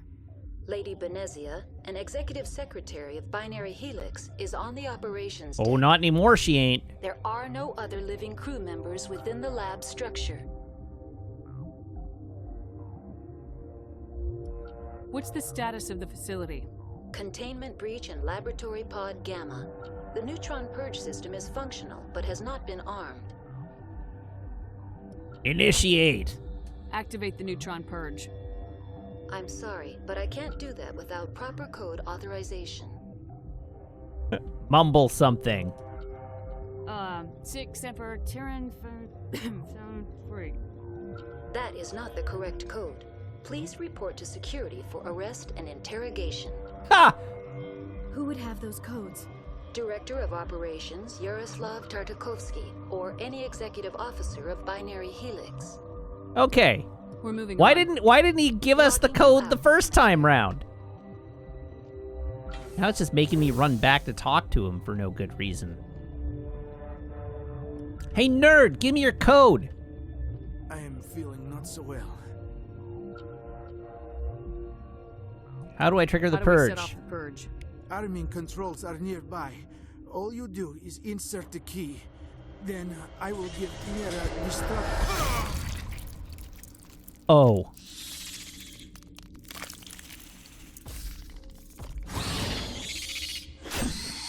Wow, we really are doing Alien.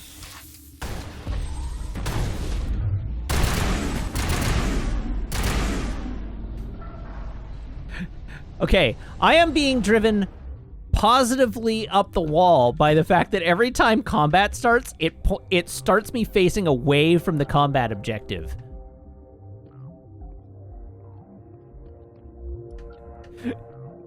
Which I know for a fact is something that you would bug in QA. You would write a bug for that. Because it's really obnoxious.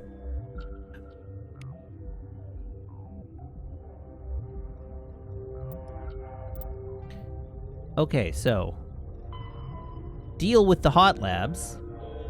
The hot labs, acquired codes. You have the codes needed to activate the neutron purge controls. All that's left is to order Mira to begin the countdown. Okay.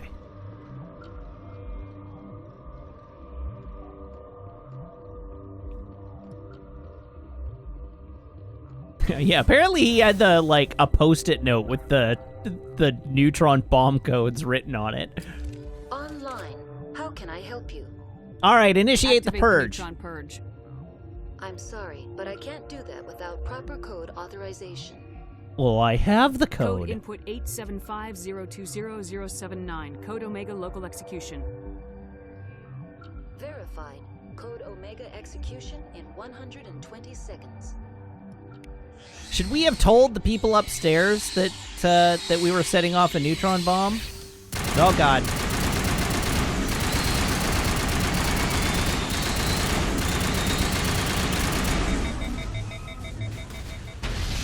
Oh, Jesus. Oh, little babies. They're coming right for me.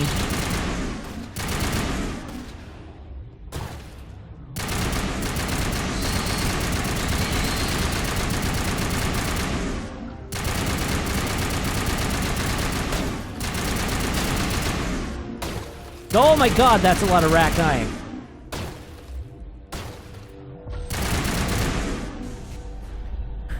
You can't see this. Hold on.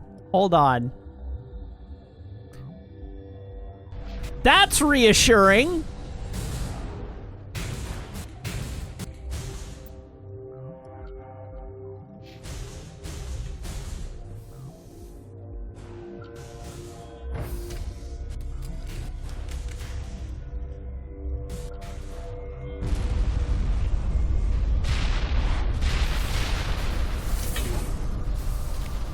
Okay. What is my objective now? Mission complete. Depart the Rift Station via the passenger tram. Hello? Passenger tram?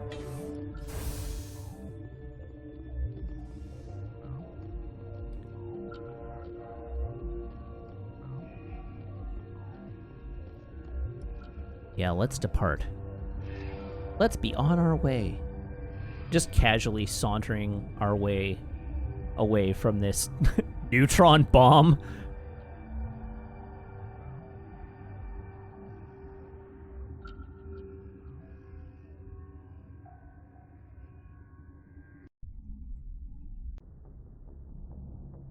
Oh, What's hey. our next move, Commander? Head for the new relay? Not so the new fast. relay could link to dozens of systems. Unless we know exactly where Saren's going, we'd just be wasting our time. The commander is right. We cannot rush off blind. We still need to learn more about Saren. Who put you in charge? Did the What is with resign this when I wasn't conference looking? room? Why did they design this conference room this way? Did nobody think to install a table? We're all on the same team here, Williams. She's just trying to help. Sorry, Commander. Don't let it happen again. Look, this is a tough mission. We're all on edge. Everyone go get some rest. Crew dismissed. Noveria report is away, Commander. You want me to patch you through to the Council? Sure. Patch him through, Joker. Setting up the link now, Commander. Commander, do not cut me off like last time. I failed to find it amusing. Technically, I cut off the Turian.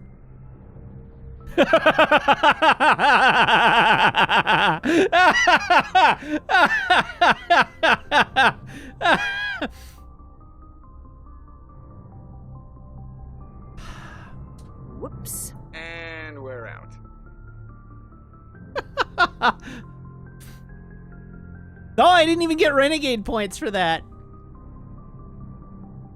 Excellent. Excellent.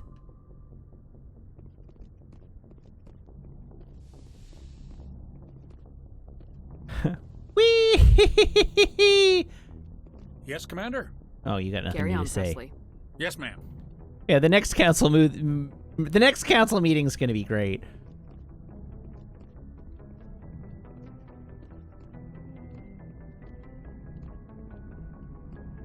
Hi, Joker. Boy, am I glad to be off of Noveria. I don't know which was worse, the cold or the corporations. One will freeze your balls off, the other will sell them out from under you. With all due respect, Commander. Joker, you were on the ship.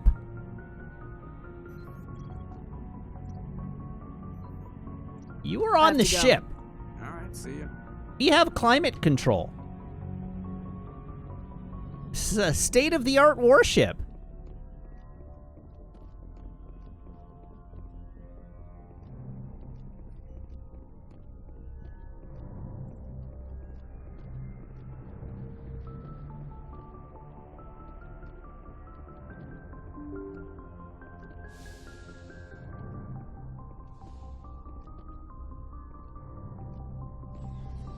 Alrighty. Let's poke around, shall we?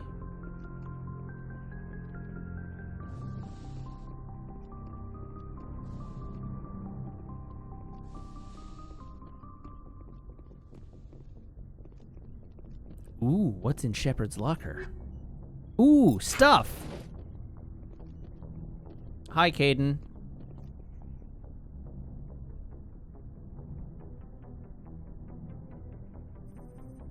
Do you have some time to talk now, Commander? Absolutely. Have a seat. We've played it pretty close to the book so far, but we're a long way from backup. We've got some tough calls to make. I'm just saying, try to leave yourself a way out. I've seen what cutting corners can do, and I'd hate to have that happen to you, Shepard. Commander. That's not the appropriate way to address your commanding officer, Lieutenant. I wasn't speaking to you as my commanding officer, ma'am. I don't want to send any bad signals. Just, working on what I've picked up. You tell me if I'm going too far. We haven't had much off-duty time to talk. You have an issue with how things are going? I'm not questioning any decision you've made, Shepard. Let me be clear about that. It's just my experience that once someone lets something slide, it tends to pick up speed. You get my meaning? Talk to me, Caden. You got a little black rain cloud sitting over your head. I'll try to keep the deck dry. You know the records about the biotic trading out on Jump Zero? They're all classified because the Alliance made mistakes. After first contact, Kinetics was set up to track Element Zero exposures and develop implants for humans. Once we had an embassy on the Citadel, Kinetics could bring in experts instead of taking it slow. Let's learn more about this. Is there some reason we couldn't learn it on our own? They didn't know where to start. Hell, it took a couple of years to even link biotics and Ezo. Forget trying to get the kids to move stuff. They had trouble just helping them not break their own limbs. Ow! And their choice of teachers didn't help much. The only experts would have to be aliens. Dead on. Turians, actually. That's why Kinetics kept it a secret. They were afraid of what people back home would think, asking the Turians for help when we just fought a war with them. The Asari would have been more acceptable than the Turians. Yes, but the company didn't go through the Citadel. It would have made Earth look weak, so they discreetly hired some Turian mercenaries. I'm sure Kinetics did what they thought was best. It wasn't best for us. They brought in an ex-military Turian named Commander Vernus. Vernus? I like to say, I was at the helm of the dreadnought that killed your father. Well, I told him my dad wasn't in the war. Cool dude. He retired to Vancouver. My family had an inland home that matured to new beachfront. Vernus had it in for me after that. He cut corners, pushed hard. I mean, you either came out awkward or a wreck. A lot of kids snapped. A few died. The point of all of this, I guess, is that when you cut corners, it's not always obvious who pays for it. So why are you telling me this? Is there something I can do to help you get over it? I'm 32, Shepard. You don't serve as long as I have without coming to terms with yourself. You also learn that if someone is special to you, you help them. Try to keep them from making mistakes. I'm sorry, what? If I'm out of line, just say the word. Now is when we make chat mad at me.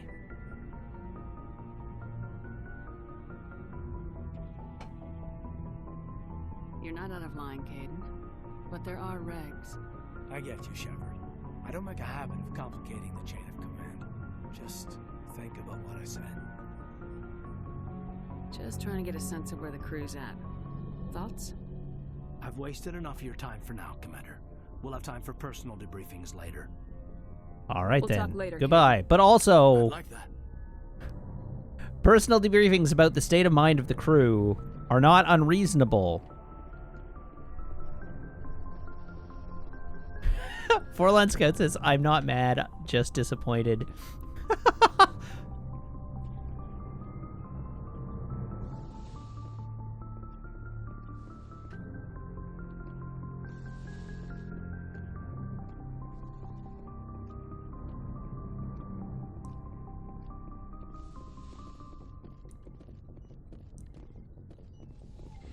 I have a plan. Suffice to say, I have a plan.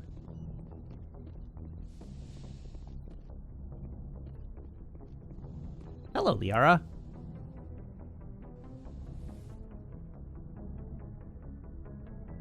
If you are here to talk about Benezia's death, you need not bother. She brought it upon herself. Don't pretend it doesn't bother you. She was your mother. She was.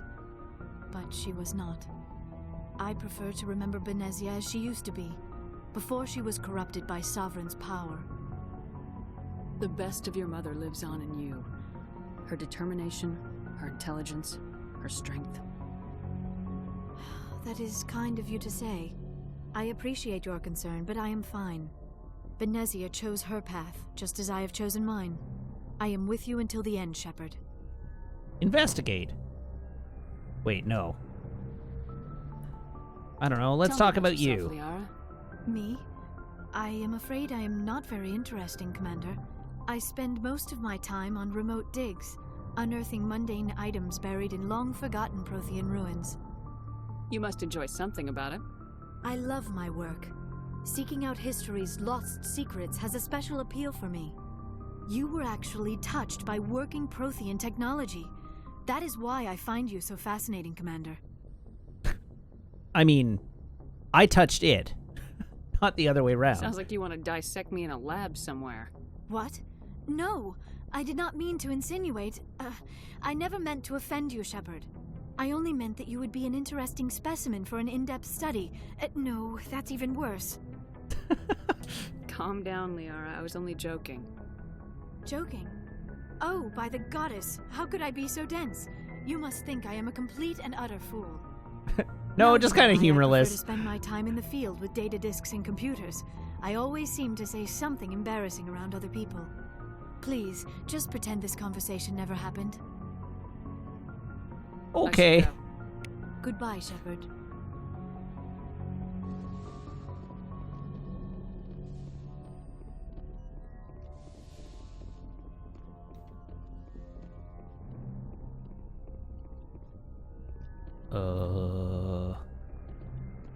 Where am I going? This way.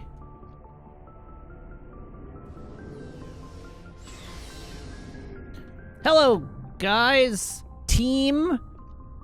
Associates. Wait. None of you are as important to me as the requisitions officer. Looking for supplies? Yes. Let's see what you got. You bet, Commander.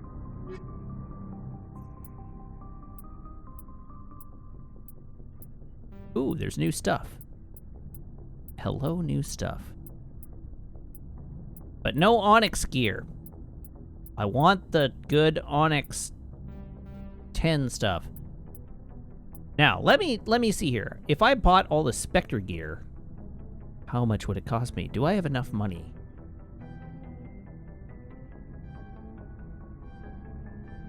Oh, I surely do. With money to spare. Hot dang. Hot dang.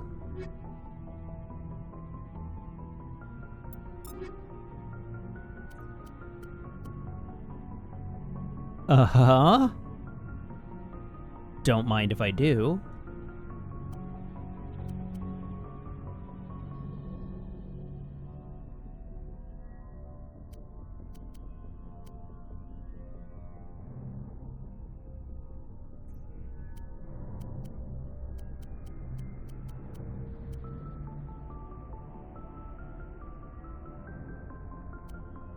Sick. I've got all this gear that's so much better, but it's so much uglier that I don't want to wear it. No, sorry, we're going back to the Onyx 4.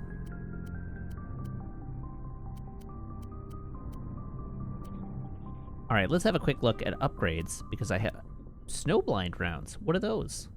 Massive damage and destabilize enemies, reducing their accuracy.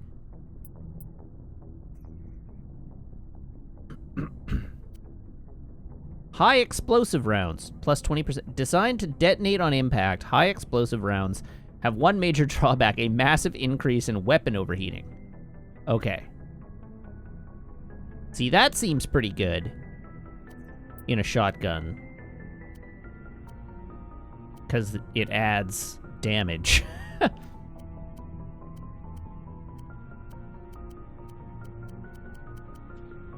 I still only have hammerhead rounds 3.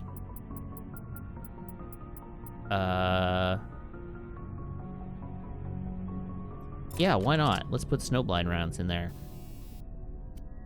Frictionless material, plus 5% damage, you don't say. Plus...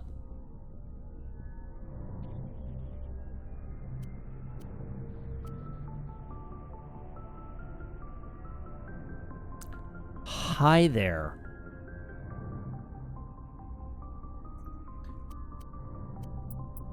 Oh my.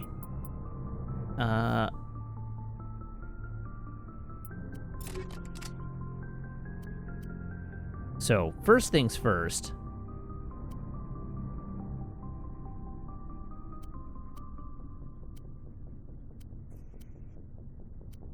Minus 20 damage.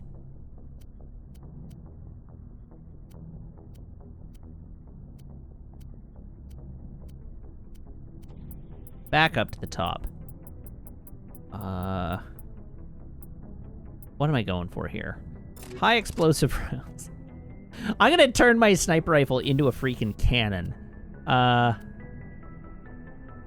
Scram Rail 7. Yeah.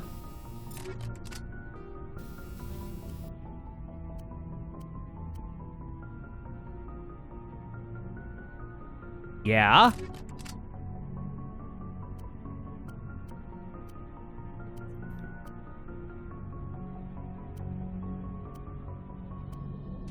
Sure, that'll do. All right. Hello, Garrus. Commander, good to see you. You've Tell been me about deceased yourself. a while. Have you seen much action? Well, not as much as you, but yeah, I've seen some interesting things. Like what? I bet you have. Anything in particular that stands out? I remember this Solarian geneticist I was sent to investigate. That case was a bit disturbing. How so? What happened? Why were you investigating him? I was tasked with tracking black market trade on the Citadel. Most of it harmless, nothing I needed to pursue. But during the course of my investigation, I noticed an increase in the trade of body parts, organs mostly. We usually get a few of those, but not the numbers I was seeing. We weren't sure if there was a new black market lab or if some freak was harvesting organs from citizens. Huh. You've seen this before on the Citadel? Every so often, some lab sells unwanted parts through the black market, but they're not as bad as the Psychos. I remember this one L-Corps diplomat we caught in my first year on the job. He was hacking people up and selling their organs, had the station in a bit of a panic. But this case wasn't that clear-cut. Turns out there was more going on than we first realized. All right, I gotta know. Cloning exists in this world, obviously. Is it really... like, what are the legal... like, what's the... give me the risk-benefit here. You're caught murdering people and selling their organs on the black market. What kind of penalty, what kind of legal penalty do you get for that versus creating cloned organs and selling them on the black market? Presumably your upfront costs to establish a cloning ring are higher. But like,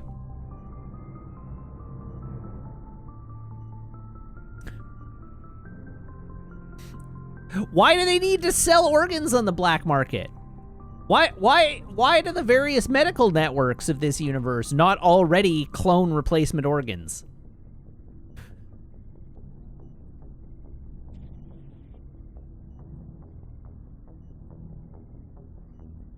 Is cloning a thing? Iridium Alchemist says. Well, it seemed that way on Noveria. They were intending to, like, clone the Rachni.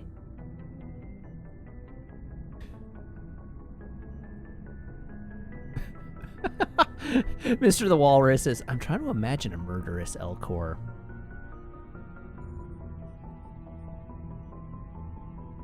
Lustfully, I'm going to wear your skin as a cape.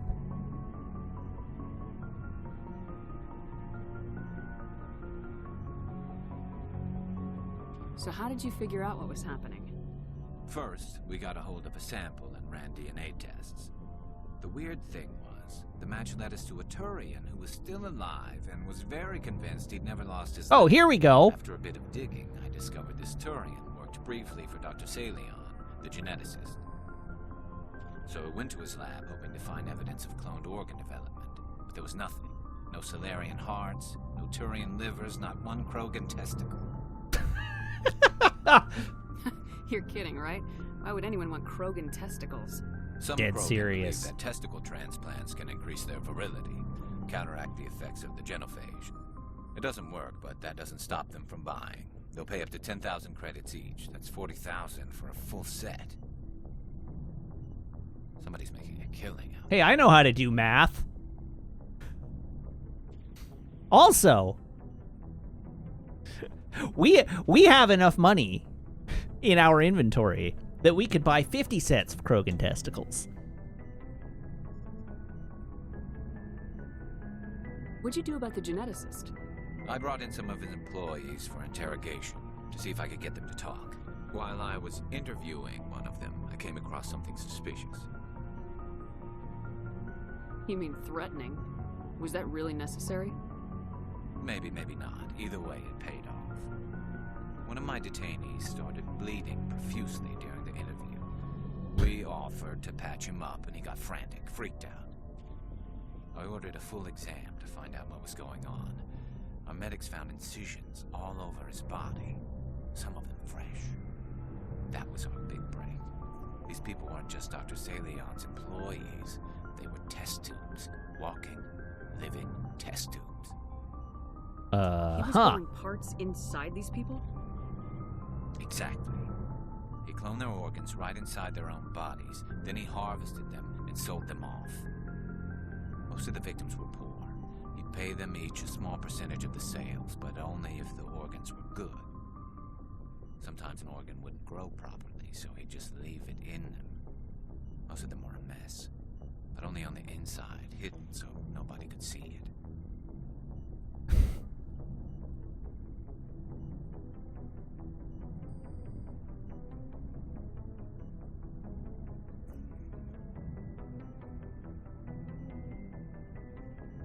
I'm concerned about the logistics of this business.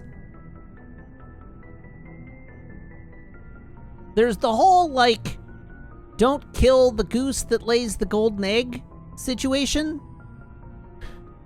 Like, if you've got someone and you're cloning organs, cloning their own organs inside them and then harvesting them, does it not behoove you to remove the organs that don't grow correctly as well? To preserve the integrity of your subject's insides? Do you want them to just die? I mean, I guess there's a never-ending supply of people that he can clone organs thereof, but it still seems like you know, you've got a sure thing. You don't have to go out and recruit new organ donors. You can just take out the parts that didn't work and clone more organs. And yeah, what about the evidence? I'm thinking this through too much. It's serial killer amateur hour here on Mass Effect 1. I hope he got what he deserved. That's the worst part. We never caught him.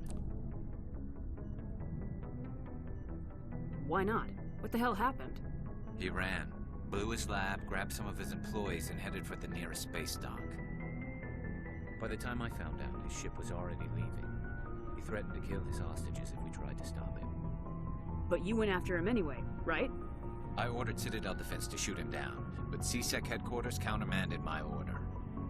They were worried about the hostages, worried about civilian casualties if the ship was destroyed so close to the Citadel. I told them those hostages were dead anyway. He just used them to make more organs, but they wouldn't listen.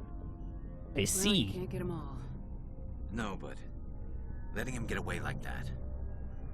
All they had to do was disable that ship, stop him from running. Maybe the hostages die, maybe they don't, but at least we stopped the bastard responsible for it all.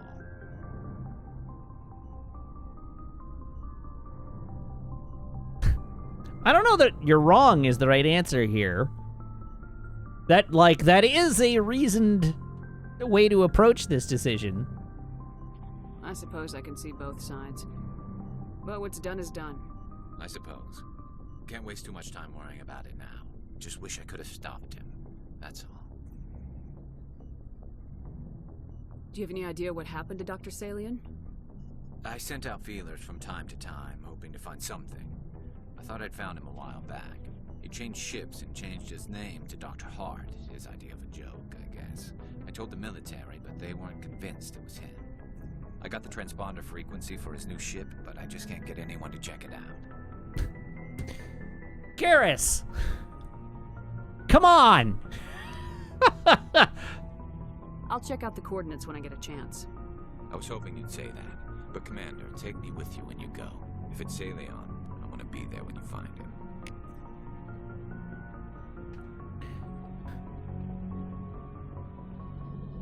Commander? Hi, Ashley. Do you have a few minutes to talk? One-on-one? Sure.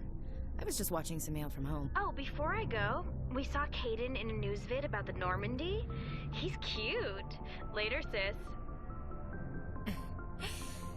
Let's pretend this never happened.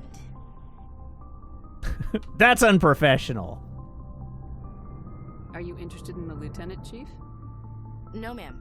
And anyway, Scuttlebutt says he's already sweet on someone. What's up? You didn't come by to eavesdrop on family mail.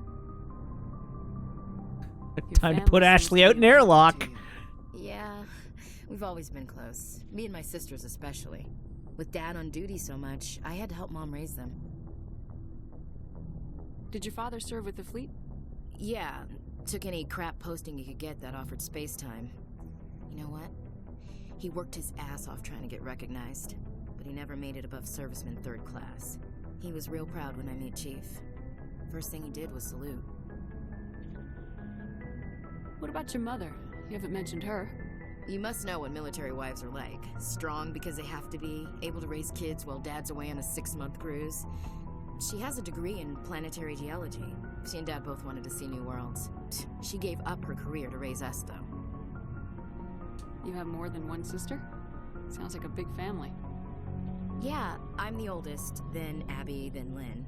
Sarah's the youngest. She's still in high school. With 4 girls, Dad used to say he felt more outnumbered at home than on maneuvers. Tell me about home. You grow up? All over. Same as you, I expect. We transferred a half a dozen times before I finished grade school. You go where personnel command sends you, right? I guess that's why I'm so tight with my sisters. We'd have to leave all our friends every 2 or 3 years. Sounds I was an familiar. only child, but I get the idea. At least one of my parents was always on duty. Yeah, military families, eh? With schedules like that, it's a wonder we ever have kids anymore. Things were tense between Sarah and me for a while. Then we bonded. Sounds like a story. Feel like sharing? Sarah got herself a boyfriend who wanted to go faster than she did, Mike. I didn't think he was a bad kid, just pushy. Lynn would send me these worried vid mails, and I'd tell her to relax. Vid Where were you mails? when this was going on? I was on active duty. Sarah's graduating high school this year. This was only a couple of years back. They were on Amaterasu. At the time, I was assigned to Chernobog. Same cluster, but a dozen LY away. Close enough to talk. I don't think I've ever actually heard this backstory.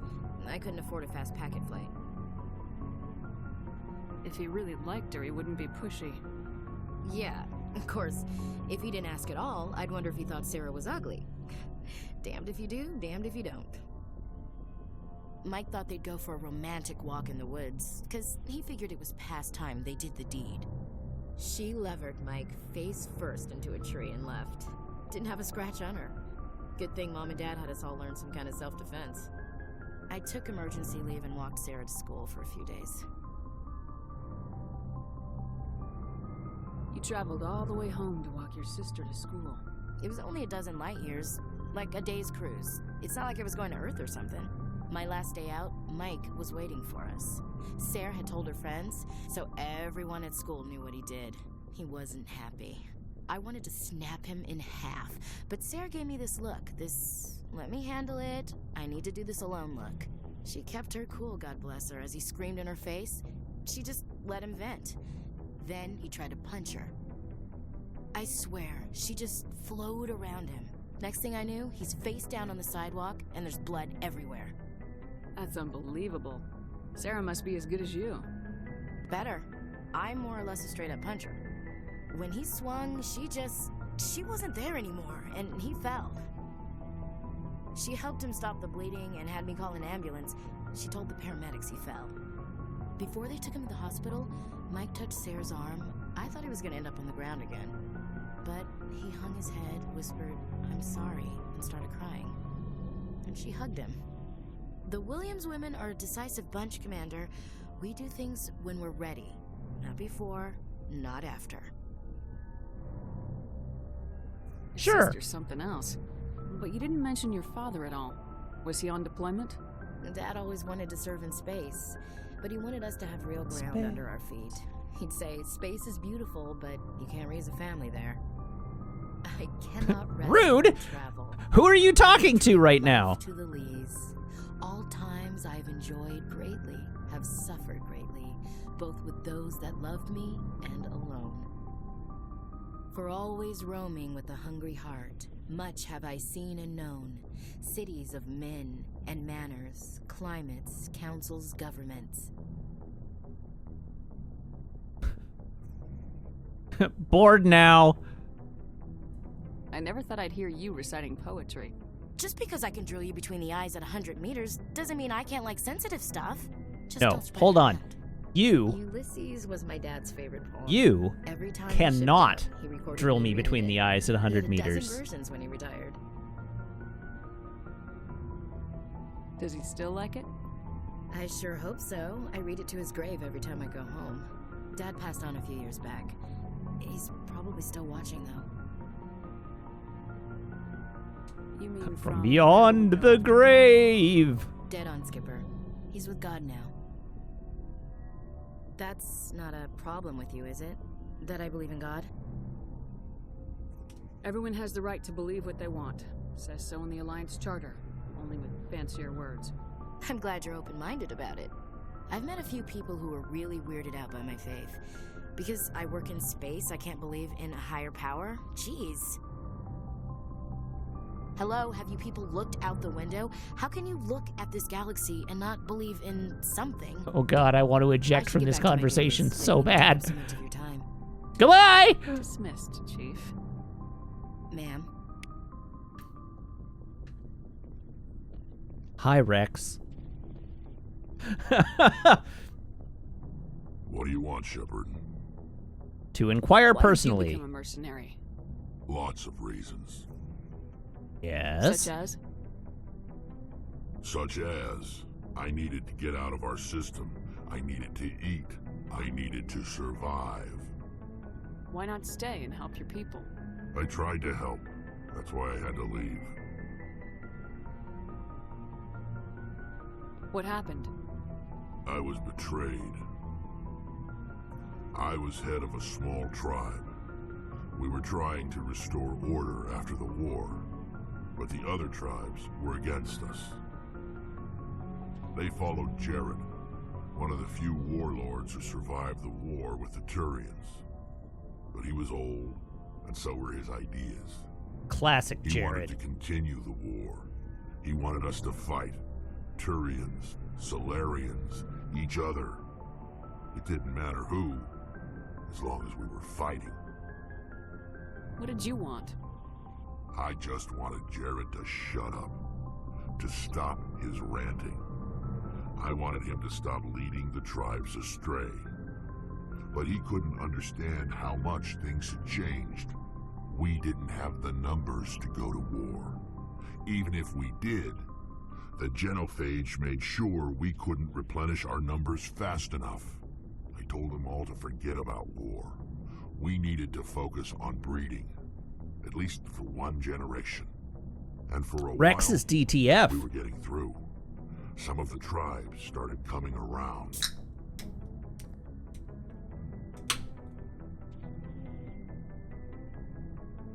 I take it the warlord didn't appreciate that. No, he didn't. He arranged a crush with the tribes. A meeting on neutral ground. He wanted to talk. We met at the Hollows, near the graves of our ancestors. The skulls of our dead laid bare to remind us where we come from, where we all go. It's as sacred as any Krogan place can be. Violence is forbidden. Sounds like a trap to me. You must have suspected as much. I did. But when your father invites you to a crush, well, there are some laws that even we hold sacred. Shepard's like, wait, hold up. Jared was your father? He was, until that day. We talked, but we didn't get anywhere. When it was clear that I wouldn't join him, he gave the signal. His men leapt from the graves of our ancestors like Krogan undead. The few that were loyal to me died quickly. I escaped with my life, but not before I sank my dagger deep into my father's chest. That is why I left, and that's why I'll never go back. I see. Are your people really dying? Really? We're That's sure your not question, getting Shepard? Stronger. We're too spread out. None of us are interested in staying in our own system. Lots of species have left their homes and prospered. But they go to colonize new worlds. We're not settlers. We're warriors. We want to fight. So we leave. Hire ourselves out. And most of us never go back. I feel like I've had that conversation already. You must have family other than your father. Don't you miss them? No. Now that I have my family's armor again, there's nothing left for me. All right. Good thing I did Tell me that about quest. Genophage. Ask the Solarians if you want details. They made it. All I know, it makes breeding nearly impossible. Oh, I definitely have had this conversation Thousands already. die in stillbirth, and most never get that far. Every Krogan is infected, every one, and no one's rushing to find a cure. All right, I see. Rex. So long, Rex. Shepard. Real quick, what does Ashley think of the last mission? What's your opinion of the last mission? You mean the Rachni, right? They were dangerous, Skipper. They proved that 2,000 years ago. I think it was a mistake to let them go. But that wasn't my call to make. It was yours. You know, you really should talk to T'Soni about her mom. She has to be hurting. Just saying, Skipper. I tried that. She didn't want to. Chief. Ma'am? All right. How's Tali doing? Hey, Tali. How's it go? Yeah. Vorlon Scout says, Ashley thinks it was a mistake, so it must have been the right decision. Hi, Tally. How's it going? Shepard, I'm glad you're here. Good to see you smiling again, so to speak. I'm sleeping much better now. I guess I'm getting used to how quiet your ship is. But I don't want this to get in the way of our mission, Shepard. First, we stop Saren. Then I'll worry about my own problems. You've been through all of that, so... I should go. See you later. Nice chatting with you. Something I can do for you, Commander. Evidently not. Adams. Aye, aye, Commander. Okie doke. Hop in the elevator and head to the bridge. Wait, the bridge? No. Head to the lunchroom. I don't know why Kaidan works in the lunchroom, but he does.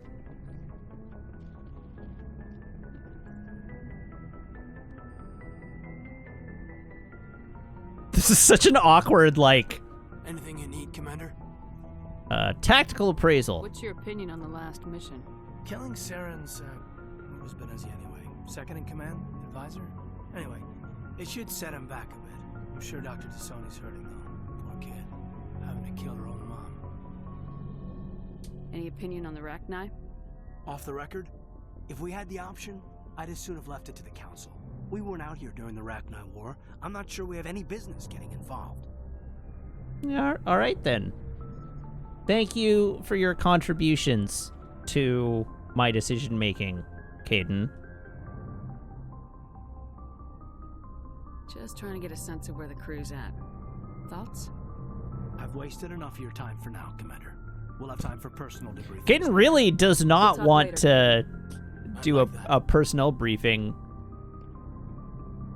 Twilight Spark, Liara is over 100 years old. We know this. We know that Liara is over 100 years old. She has told us as much.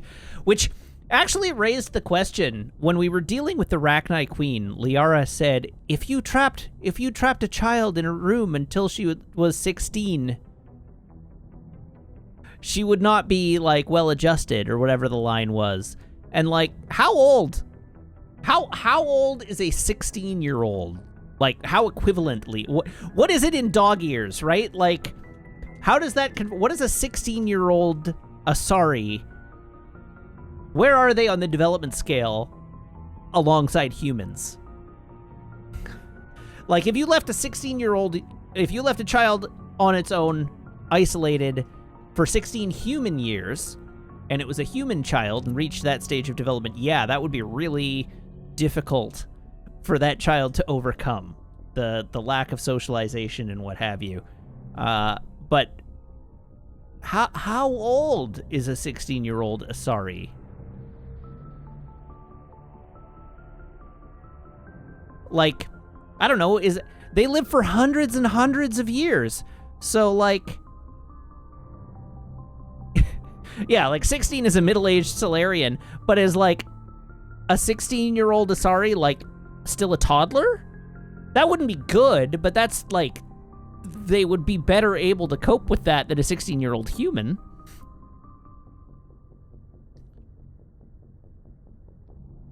Keytar Cat says, we have a case study about a 12-year-old human and it's worse than you think. I don't think it's worse than I think. No, because I have a psychology degree and have probably read the case study.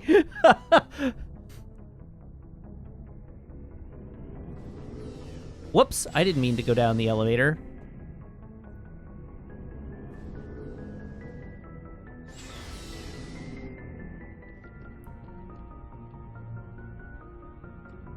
Yeah, like, Liara is 100 years old, 106 or whatever, and acts like a recent graduate in her early 20s.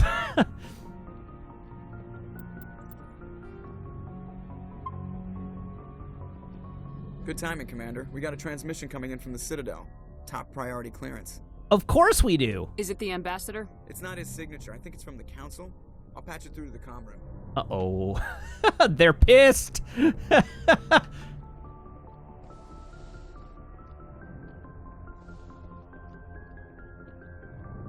Commander Shepard, we've received information that may be critical to your mission against Saren. Hooray! I'll take all the help I can get. We've received an urgent message from one of our infiltration regiments in the Traverse. You mean spies? Spectres tend to attract attention, Commander, but they are only one arm of the Council. Special task groups are often a better option for monitoring developing situations.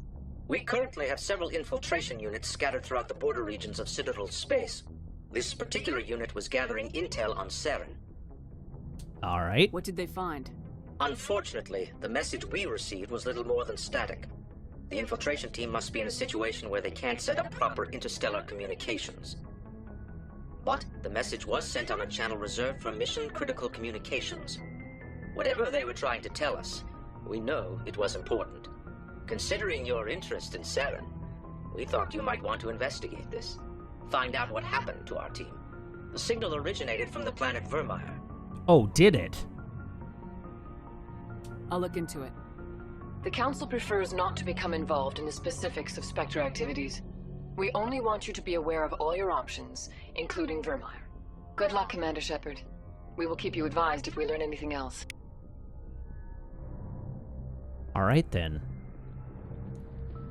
Turns out there's nothing wrong with this team. They just got drunk and we're piping reruns of I Love Lucy across their mission-critical communications channel.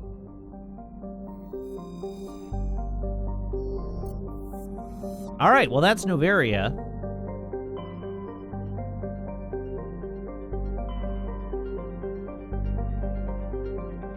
Okay, so we definitely don't want to go to Vermeer yet. That would be a terrible thing to do. That would be just very bad.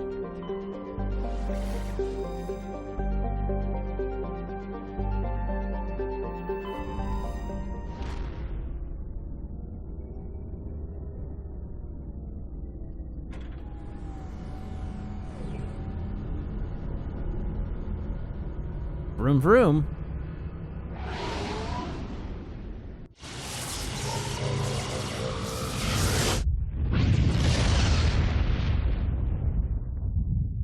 I've elected to go to the Citadel. Message coming in. Patching it through. Commander, I'm glad you're in the area. We've got an emergency situation, and you're the only one I can trust to get the job done. Of course you do. I was saying, I elected to go to the Citadel so that we can stop in at the CSEC requisitions officer and see if his inventory has changed. How can I help, Admiral? Biotic fanatics have hit a medical research station with a psychotropic drug. The drugs have temporarily driven researchers crazy, and the biotics are effectively using them as human shields. So if I shoot everything that moves, a lot of researchers are gonna die. Exactly. A normal team could handle the biotics, but a lot of innocent researchers would die during the operation. That's why I contacted you. I'm hoping you can keep the casualties to a minimum. I'll do everything within my power to bring those researchers back safely, Admiral. I know you will, Commander. I'm sending you the station coordinates now. Fifth Fleet out. All right. Time to murder a whole lot of research scientists. I just hear this no from Meg in the other room.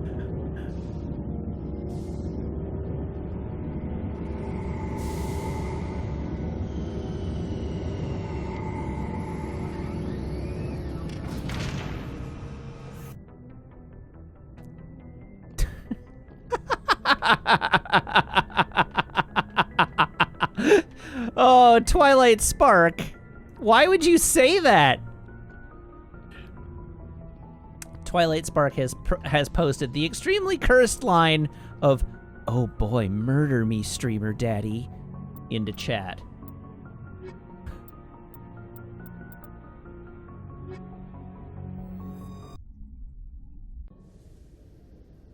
Equalizing interior pressure with exterior atmosphere. Logged. The commanding officer is ashore. Exo Presley has the deck. The commanding officer is ashore.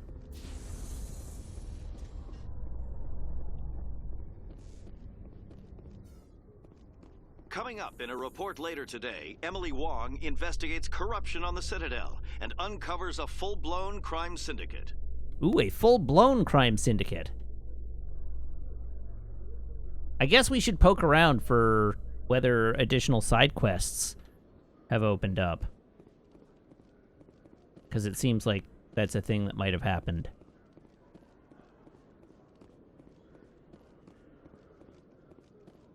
I don't really want to run around the entire Citadel again. Hello, Commander. Hi! Show me what you got. Supply me. I'll open the rare stocks for you, Commander. Enjoy. They'd... Ooh, hello! Oh, really? Medium?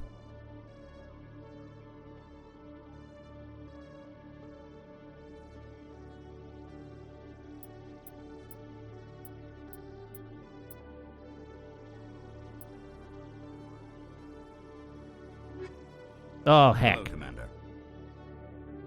Show me what you got. I'll open the rare stocks for you, Commander. Enjoy.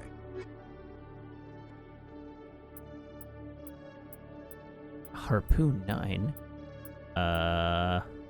No! No! It has Onyx 9 medium armor.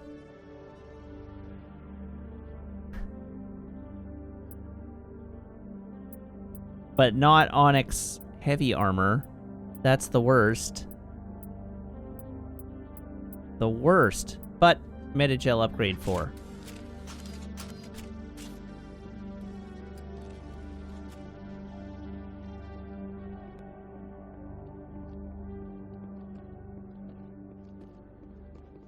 I have no idea if I have completed Conrad's quest. I have definitely done some of Conrad's quest. I have entered the markets and the wards. Hello, expat. Sell me some licenses, would you? Welcome back, Earth Clan. Will you be needing supplies for your return to the colonies? Show me what you got. Most excellent. I am sure you will find something pleasing. Ooh, Omni tools. Ooh, ooh. I will buy that. I will buy that.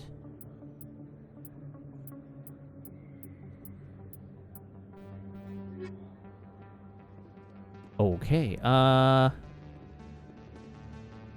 Conrad is not here, so that answers that question.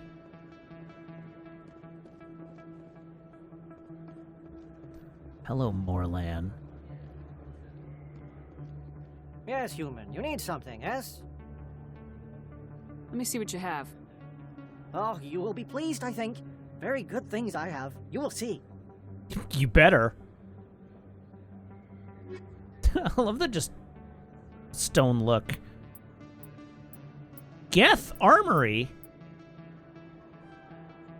Sure.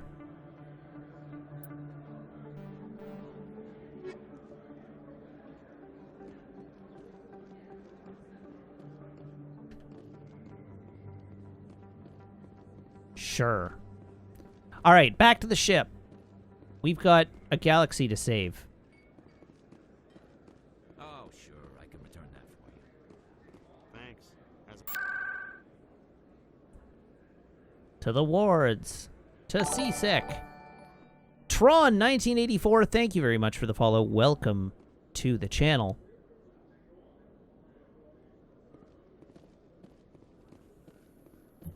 P. Johnson is on to Vermeer now? No, wait. Come on, get on the elevator. Oh, there we go. Excavation team is I figured into it an out. unexpected problem after unearthing a Prothean dig site.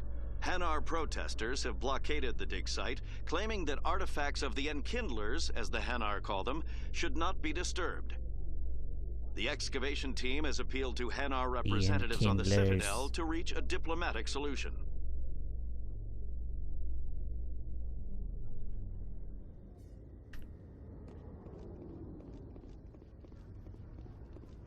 Doodly-doodly-doodly-dood. Doodly-doodly-dood. It's true, I haven't done Pharos yet. And I haven't done the asteroid whatever yet.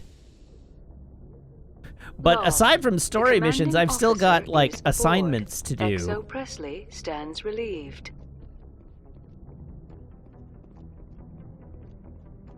All right, so what do we got? What do we got next? Journal. Race against time. Find the conduit. Go to Pharos. Go to Vermeer. Continue scanning planets.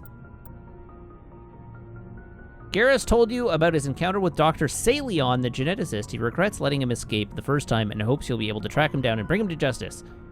Garrus gave the coordinates of Dr. Salion's last known whereabouts. Head to the Herschel system in the Kepler Verge. Herschel system indeed.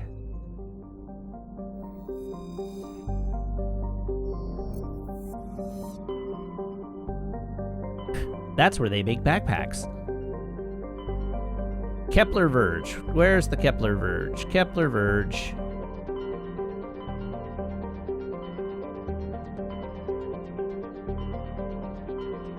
There it is. Styx Theta. I don't think I've been there. Newton. Herschel.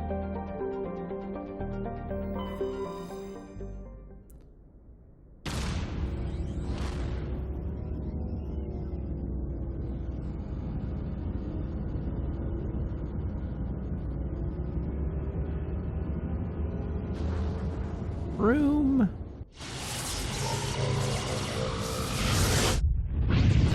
That's the sound my ship makes now.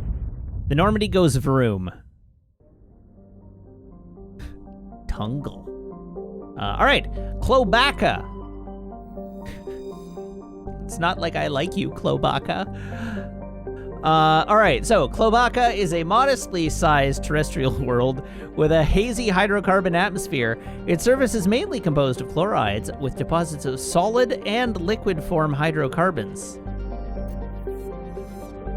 Ooh. Scan.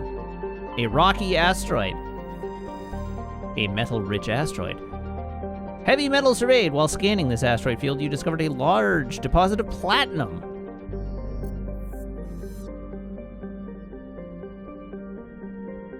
Okay, well, I guess I know where the ship is, don't I? Maytal. Several attempts to chart Maytal have been made, but none have been successful. By normal standards, a rock planet, Maytal has a dense atmosphere composed of carbon. Composed of carbon dioxide and argon, with a surprising amount of water vapor. Fogs and rain are common on the barren, lifeless surface. Maytal is pleasant enough to be considered a terraforming prospect, though its low mass and the high radiation of the energetic blue star Herschel place it fairly far down on the list. Tungle. Tungle is a massive terrestrial world nearly twice the size of Earth with a dense atmosphere of nitrogen and ethane. Its scorching hot surface is mainly composed of iron with extensive deposits of heavy metals and radioactives. It is a mineralogical treasure trove and many corporations are lobbying for mining rights. So why can I not scan it? What about Klugon? Not the... Klugon. Klugon's hydrogen-helium atmosphere is given a fairly dramatic emerald tint by chlorine and ionized gases. It has nearly 100 moons. There was not one single scannable in this system. The Fidele is a Kowloon-class modular conveyor of human design. In addition to the standard cargo bay, the hull has several biological research modules attached. All right, hello, Ashley. And Garrus.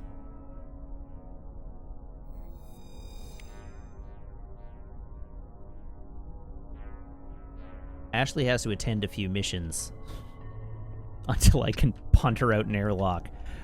Okay, so ooh, I should save. Saving's a good idea.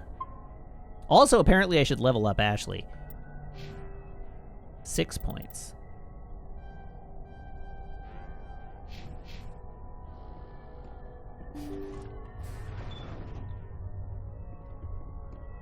Ladies and gentlemen, let's get ready to tungle! Sorry, I don't know why that just popped into my head.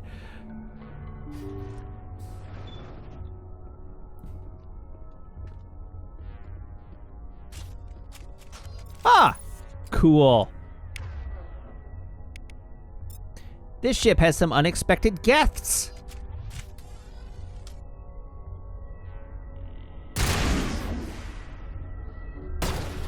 How did you survive that? Why did you survive that?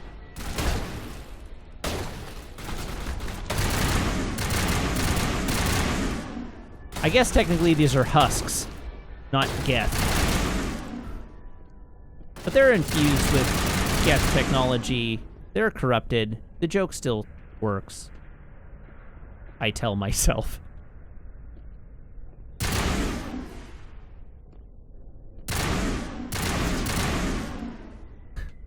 Just trying to reassure myself here. Okay, so... Please clap. Is there anything for me to loot in this room? Let's find out.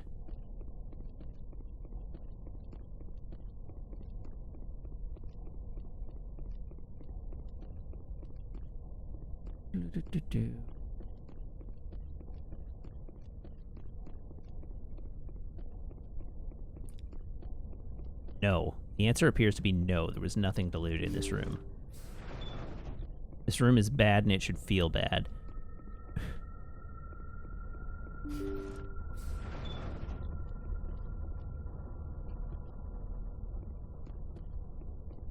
Well, that's worrying.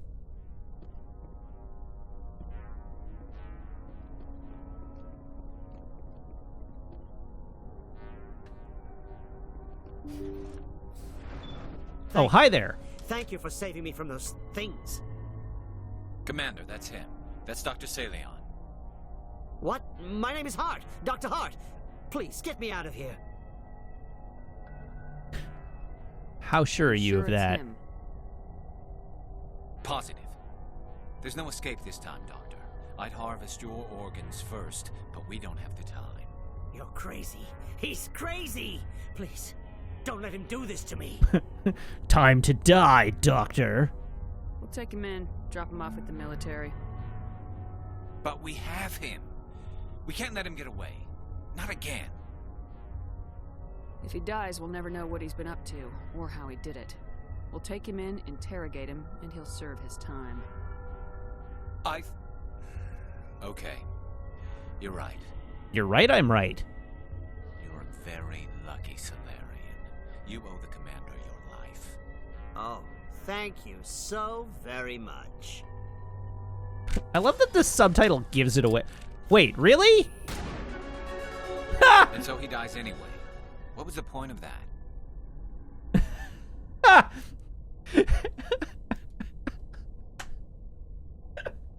Ashley just one-shot him in the back.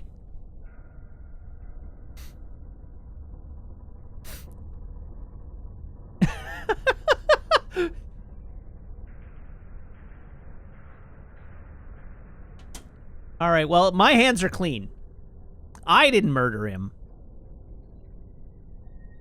You can't predict how people will act, Garrus, but you can control how you'll respond. In the end, that's what really matters. Yeah. I don't think I ever met anyone like you, Commander. Well, I guess we're done here. Saleon's medical equipment is stained with the blood of many species. Pale blue, violet, orange, and more than a few dark red. But his work has ended here. Time to head back to the north. Really? He didn't wash his equipment? He didn't, like, sterilize the scalpel between surgeries?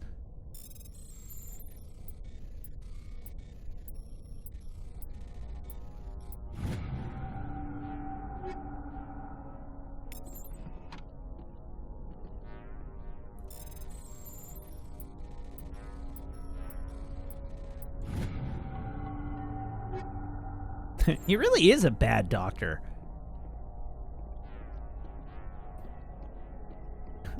Just because you are a bad doctor doesn't mean you are a bad doctor. Except in this case, it does mean both those things.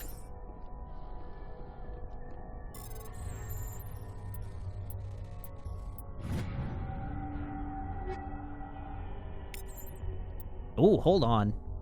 All right, so, real quick. Let's have a look at Garrus. No, not you. Do I have better armor for... Oh, you can't wear that.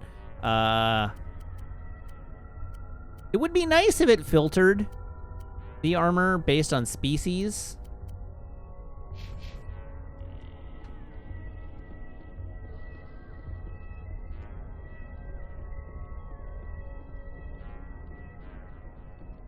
All right, here we go.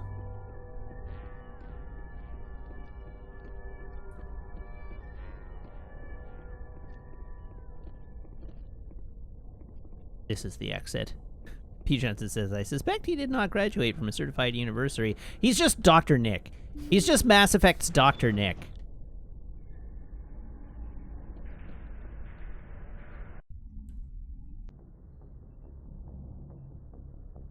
All right, well, we've resolved that quest, I guess. I have more journal entries. Assignments. Besieged base. Get to medical base. Get to the medical base on Chohei, located in the Cacus system of the Hades Gamma Cluster, and eliminate the biotics while avoiding civilian casualties. But before we do, I want to make sure... Have we actually investigated the Newton system? It's been so long, I don't remember. On to ROM.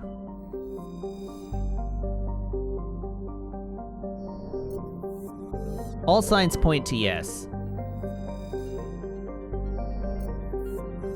I vaguely remember on to ROM. Junkro, there we go. I made a stupid joke about Junko jeans.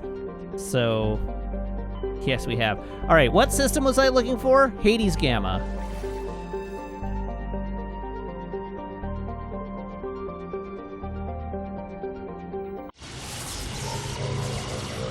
Off to the Cacus system.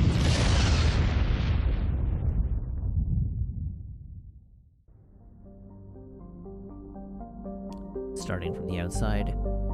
Treyarmus. Treyarmus is a hydrogen-helium gas giant with a powerful magnetic field, making it a popular discharge site for freighters working the Anasi-Ishtar shipping route. It's popular enough, in fact, that Quarian ships can often be found loitering in orbit, selling the freighter crews cheap refreshments, salvage, and odd craftworks assembled by their children. There are no ships in orbit at present, however. Odd craftworks. Ooh, survey. Feringor, a large but low-density terrestrial world. Feringor is generally believed to consist mainly of water ice. Occasional upwelling of metals caused by the interacting tidal forces of several large moons suggests the core is small but extremely dense.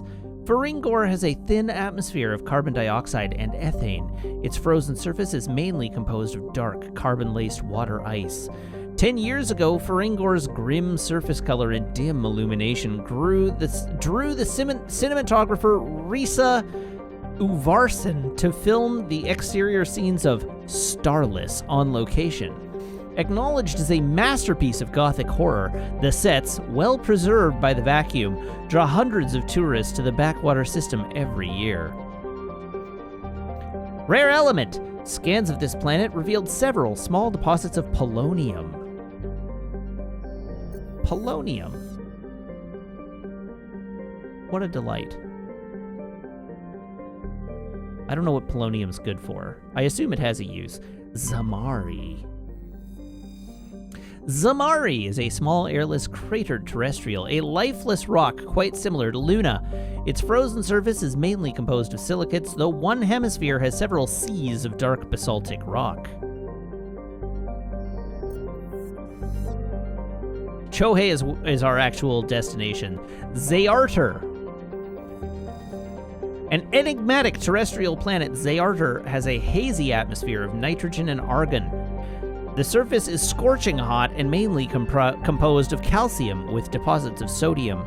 3 times in the last century, ships stopping to discharge at Triarmus have reported geometric patterns of lights on the dark side of Zayarter. Attempts at closer investigation proved fruitless. The lights disappear when ships move to approach the inner system. Huh. Scans of this planet have revealed a large deposit of mercury. Alright, to Chohei. Chohei is a terrestrial planet whose surface is mainly composed of aluminum with numerous deposits of calcium. Though it has enough mass to retain a dense atmosphere, Chohei is nearly a vacuum. This lack of atmosphere allows a moderate average temperature, but the differences between day and night are extreme. Extreme! The surface of Chohei's sunward-facing side is usually covered by a haze of volatiles, mainly water vapor and carbon dioxide, which return to the ground as frost over the course of the long, cold night. The Serta Foundation has established a research outpost on Chohei to investigate the native subterranean life of the planet, which shows incredible resilience to extremes of heat and cold. Why did I back away? I wanted to land.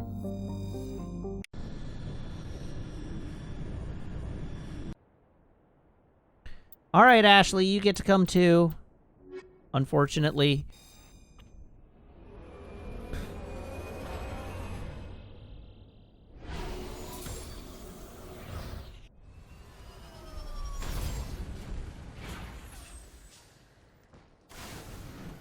All right, let's have a look at this map. Wait, let's level up our team.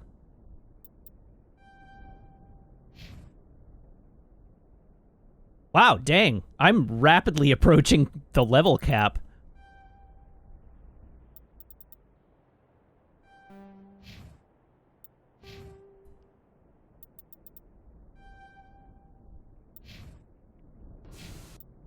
All right, map. So I am here. That is an anomalous signal. That is the science base. And that is debris. We are going to anomalous signal first. Onward to anomalous signal.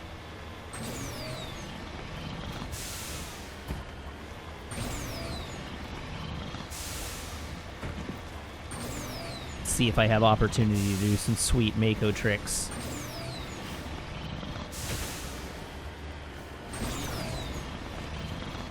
Whee! What the heck? Oh, this is an anomalous signal. Locked crate, easy decryption. Fuel tank.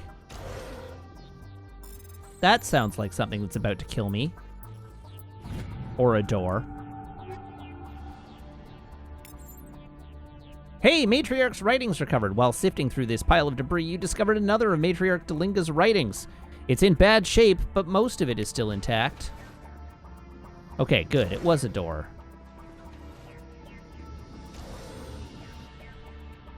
Close to the transmitter, your comms pick up a recording of a wistful string quartet. You power the system down. Whoever lived here, they haven't been back for some time. The crates are covered with Chohei's chalky dust, and the status lights of the shack indicate its atmosphere ran out long ago.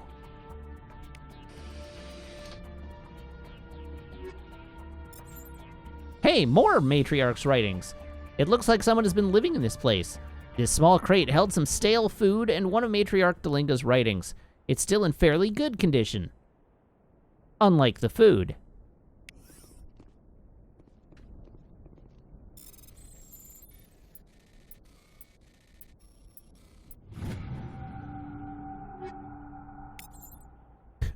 More Matriarch's writings. It's not clear who owns this container, but you discovered one of Matriarch Delinga's writings inside. That's gotta be the quest, right? Like, the Matriarch Delinga's quest has gotta be... Yes, it is. I don't remember what its description is. It'll be a UNC...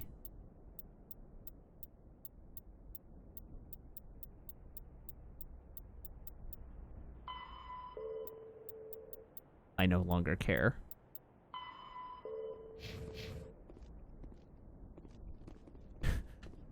I'm looking for the quest, and it's too hard to find. All right, onward we travel, this time to debris.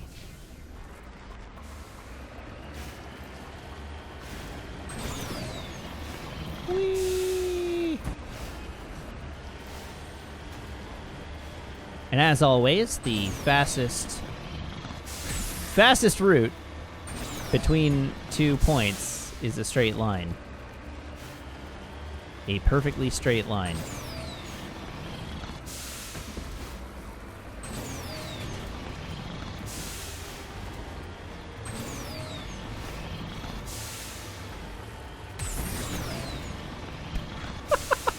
That's how thrusters work. Uh-oh, what have I done? That wasn't wise. Unwise.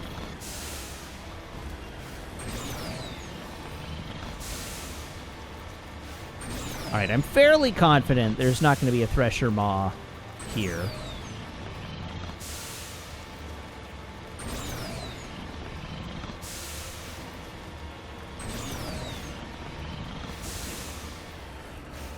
Whee!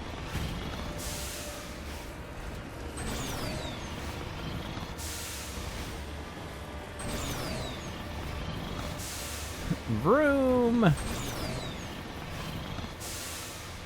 Alright, where's my debris at? Right there. I desire your contents, debris.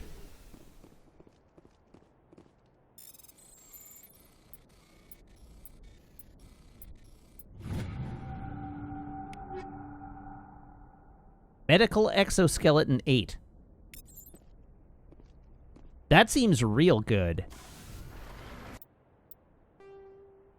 All right, and this time we're going to Science Base. Onward to Science Base. Wait, how did I suddenly come to have 99 Omnigel? Last time I checked, I had 13.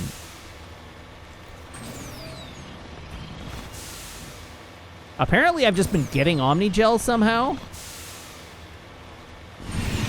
Aw, crap. Remember when I said I was fairly confident I wouldn't encounter a Thresher Maw here?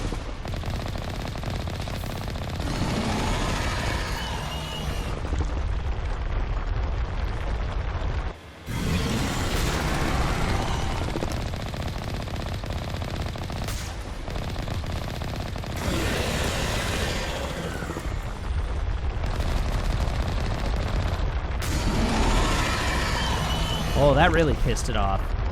Jeez. Oh, no, it didn't piss it off. It just caused it to despawn. Cool beans. Ooh, that hurt a little bit.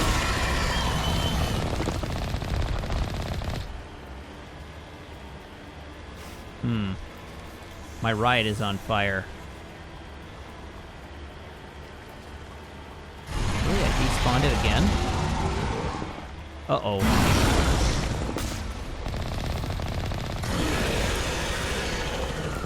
Oh, that didn't kill it? Really?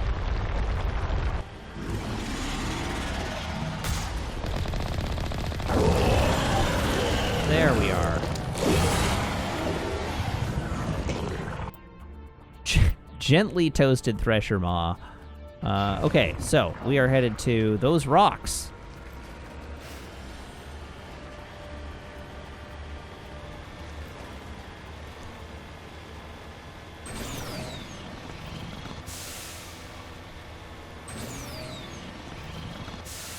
See, you say things like they don't call them gentle hugger maws, and now I want a gentle hugger maw.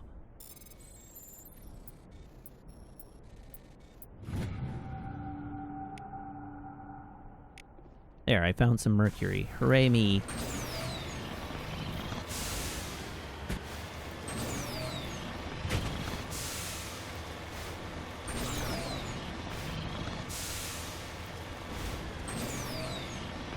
Hello, Science Base. Okay, I see. You're an underground science base. Let's save.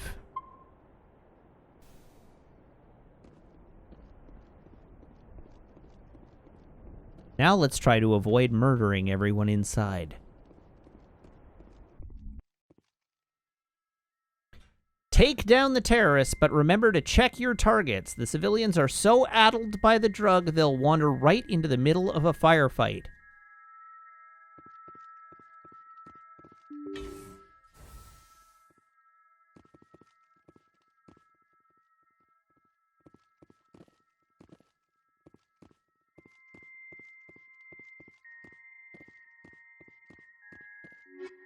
All right, I have no wish to do a murder today.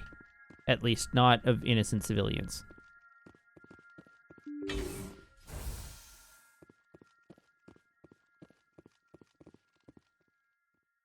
I kind of want to leave, like, Ashley and Garrus in the car. Okay, you are a scientist. Hello, science guy.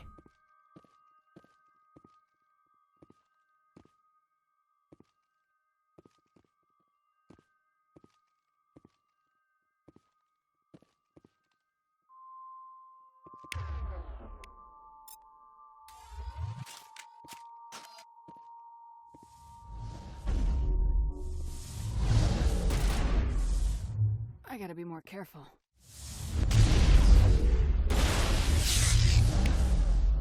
Oh, God. So that doesn't happen again.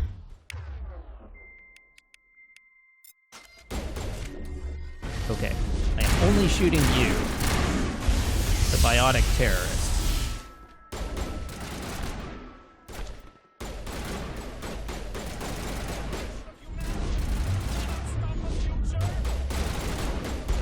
You are a biotic terrorist, so I can shoot you. Charging up.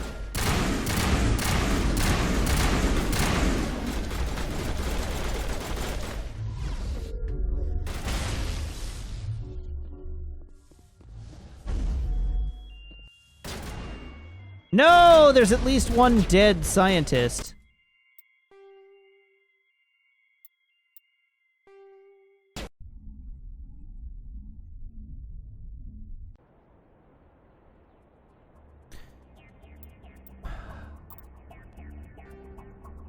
Options. Wait, no, not quick game. Gameplay.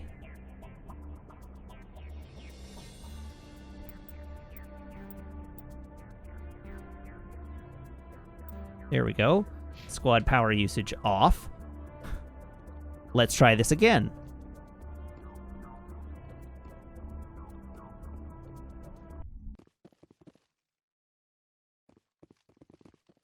P. Johnson says, you want to know the way that worked for me? Sure. I'm happy to get a tip here.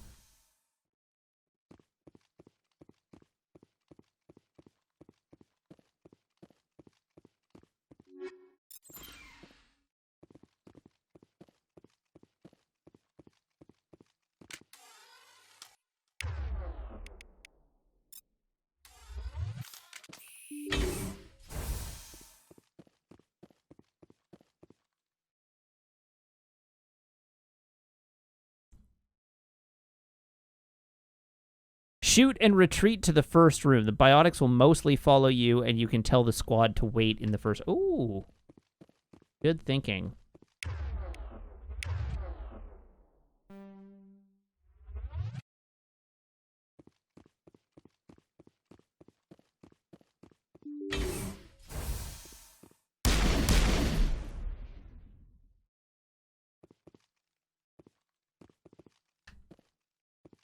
Running away.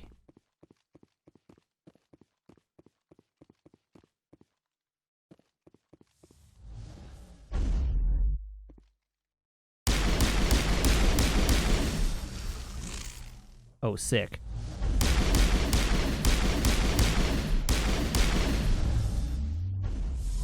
Uh-oh. I fully got knocked over there.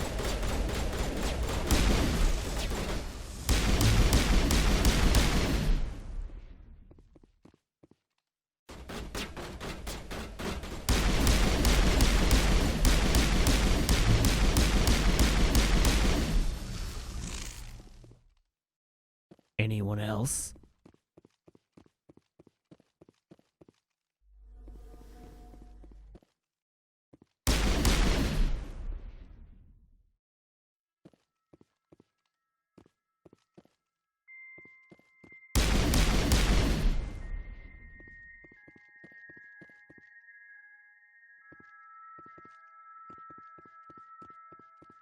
Hi.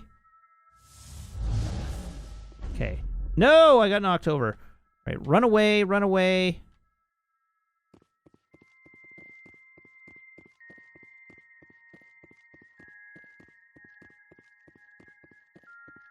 Uh-oh. Okay, they're not following.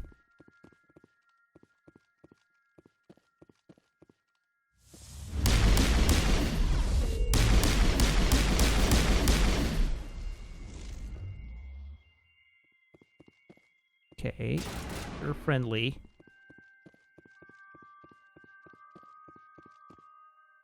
You're friendly.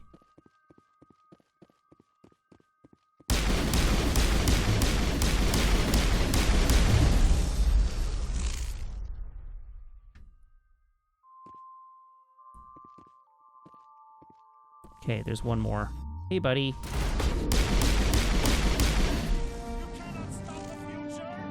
There we go. You've cleared the facility. All of the civilians are safe, though still chattering to themselves and screaming at the garbage cans. Evolution of humanity, huh? Those biotics didn't seem that different from the other scum you deal with.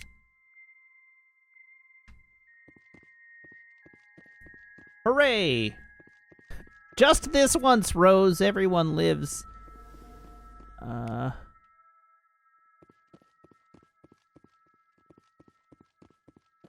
Okay, have I got any more loot that I can loot?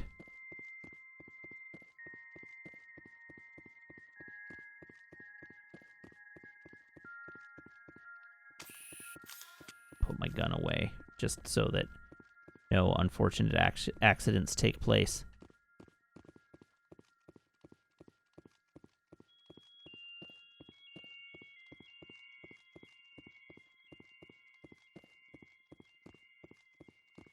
Well, that tip was really good, P. Johnson. That was an extremely worthwhile tip. Strong approve.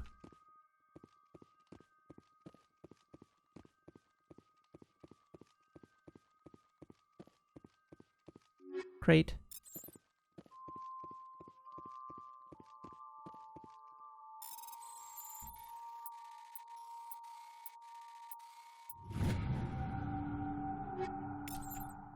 More stuff. Is there another room for me to... Oh, there is. Look at that.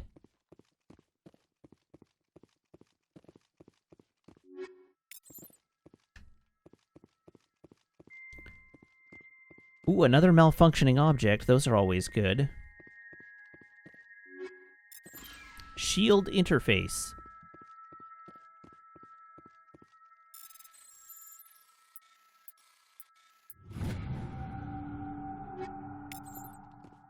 Neat. Alright, I like that we're just abandoning all these poor scientists here on this planet.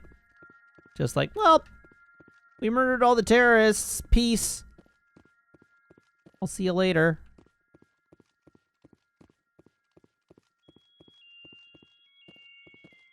Have a great rest of your life. Which will be short, being left on this planet with no supplies.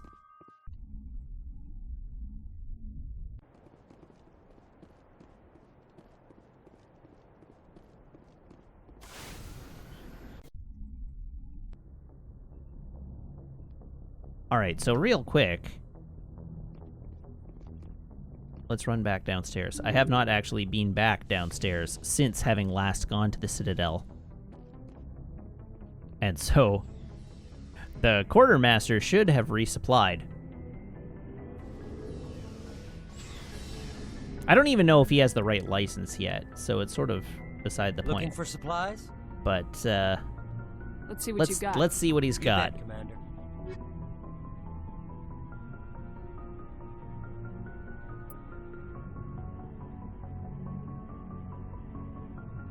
That seems like pretty sick armor, though. Which I will buy.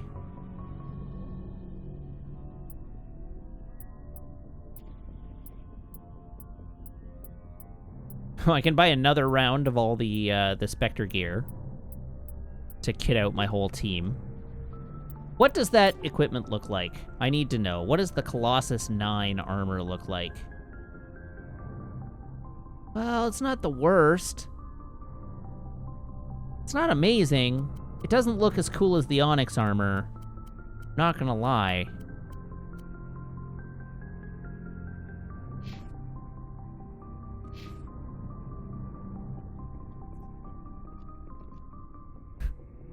This is Fashion Souls. We don't wear armor that doesn't look good.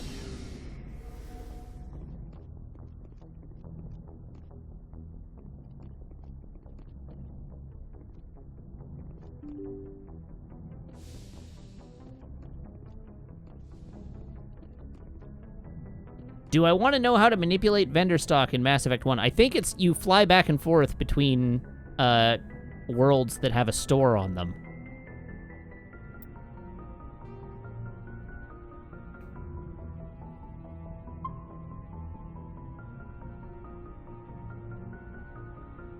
Message coming in. Hooray, another side quest. I didn't think it could be done, Commander. You managed to secure the base and neutralize the biotics without a single civilian casualty. Just doing my job, Admiral. I couldn't let innocent lives be lost. I wish every soldier had your definition of just doing your job. You're a credit to the uniform, Shepard. We're in your debt. Fifth Fleet out. Hooray, not another side quest.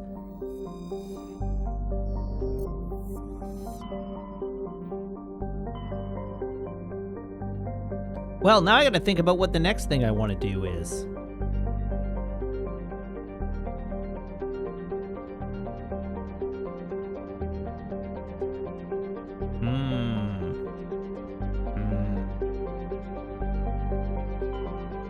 Did I ever go to Styx Theta? I don't think I did.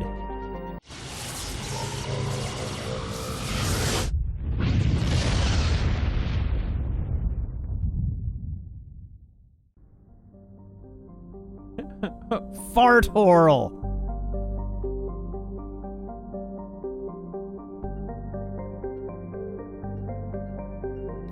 Oh, okay. Vendors get new stock every time you level. The new stock is generated when you talk to them. So if you save before talking to them, but after you've gained a level, you can reload till they have the items you want. I see. Alright, though it is exceptionally large for a terrestrial world, Imanaya is composed of water ice with a core of various carbonaceous compounds. It has a density only half that of Earth, and an atmosphere of nitrogen and carbon monoxide. The surface is composed surprisingly pure water ice with a high albedo.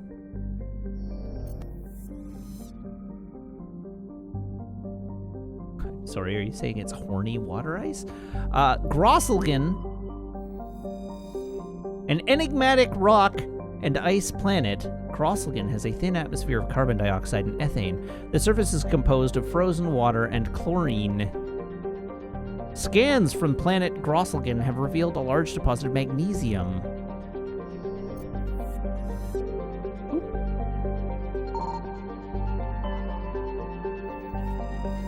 A dark asteroid of mixed carbonaceous materials. This asteroid shows signs of impacts by weapons fire.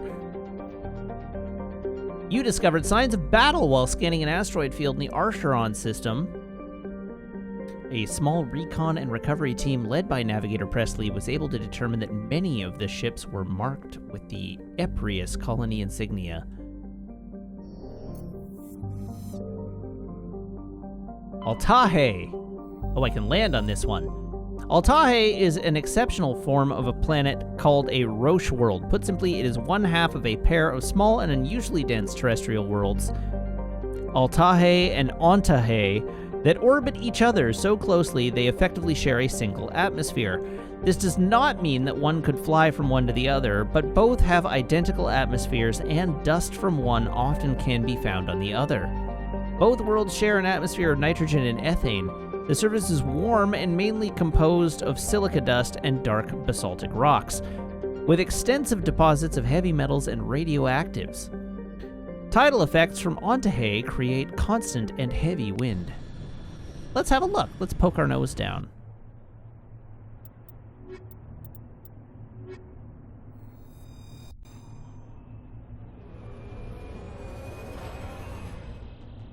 Whee!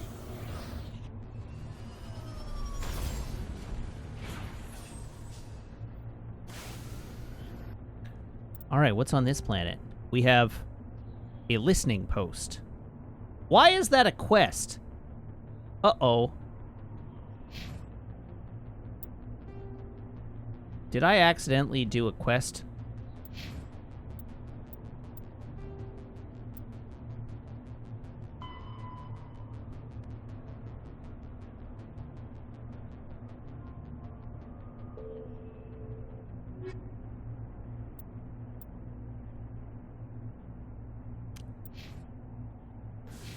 Boone33 says, Onyx armor will only come from C-Sec requisitions officer in this game. That is true, except you can buy the license, and then the requisitions officer will get it. That much I looked up.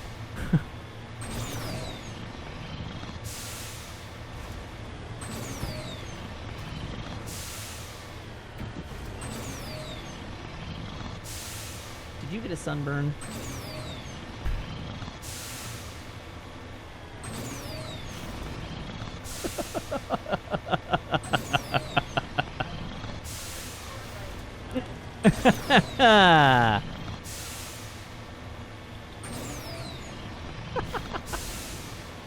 My comeuppance.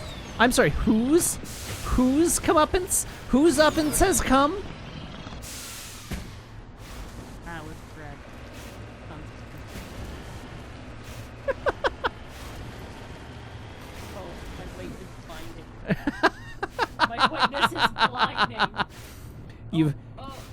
You've blown out the exposure on my camera.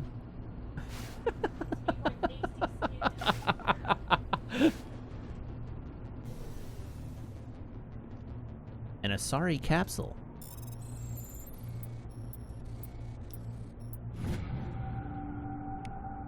More Matriarch Delinga's writings. This downed satellite had one of Matriarch Delinga's writings stored in its payload. Whether it was placed before or after it crashed is uncertain.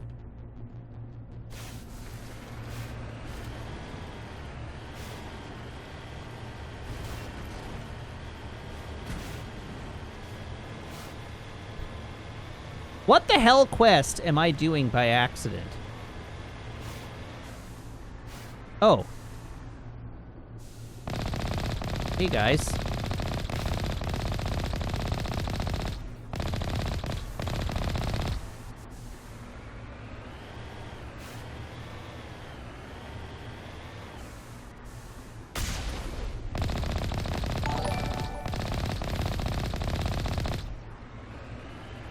Uh-oh, what was that?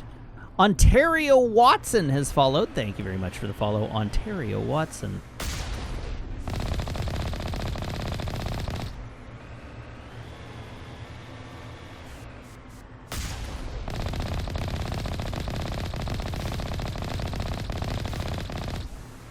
I murdered you. Why did you stand back up? How dare? All right, entrance console. Let's save. I should probably get the good gun. And in we go. All right, what do we got?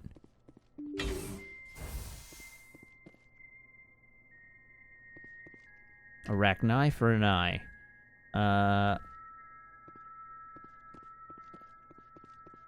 Well, this is charming. Delightful.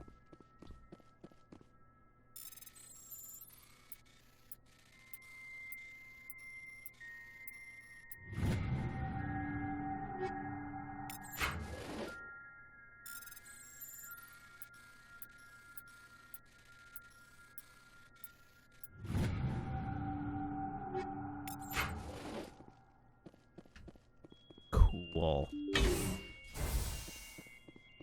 You know, I'm gonna save again. Just because I got through those hard decryptions. Ah!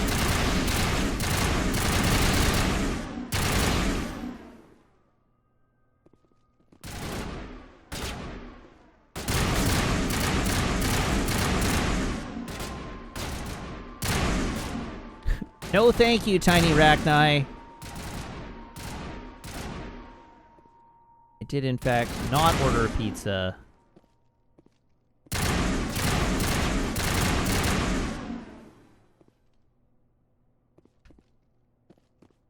Now, how do we know that these Rachni are disconnected from the hive mind? How do we know that these aren't hive mind connected Rachni? We have no way to tell. I mean, aside from the fact that they're doing murders.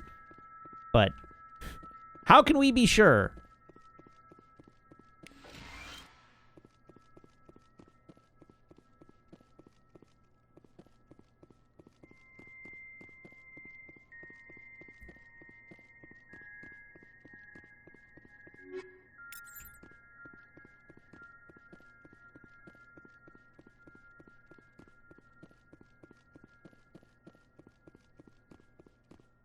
Doop. Doop.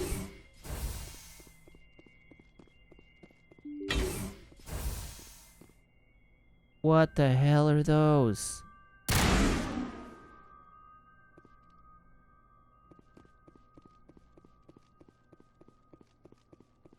These are Rachni eggs, aren't they?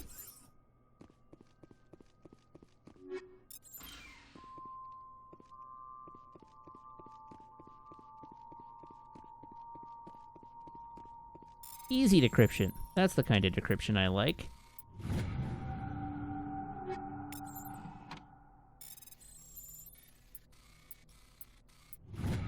B.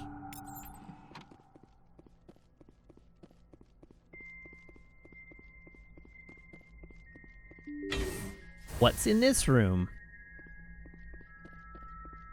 More eggs. A malfunctioning object. A thing that's making a lot of sound. Whoom.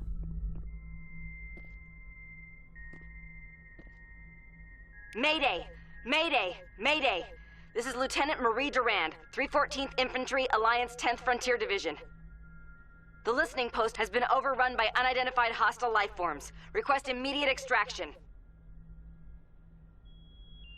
All right, then. Commander, you see this? They just received a supply run 2 days ago. The Rachni worked fast. Tell me about that supply ship. This planet is supposed to be uninhabited. The Rachni didn't come from nowhere. Checking. This base is supplied by drone freighters, dispatched at irregular intervals from different depots to reduce the likelihood of tracking. Got it. It came from Argos Row. Argos Row? Wherever it is, there's probably more Rachni there. Let's get to the bottom of this. Aye, aye, Commander. All right, the Rachni infestation at Altahay seems to be the result of a supply drop from Argos Row. The logs downloaded from the freighter should allow you to backtrack the ship's course to its origin. Cool. Anybody want an omelet?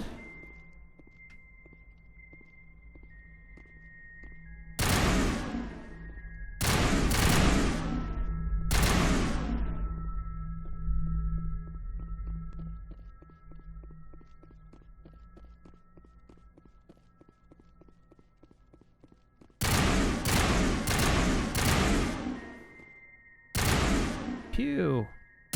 Pew. Pew.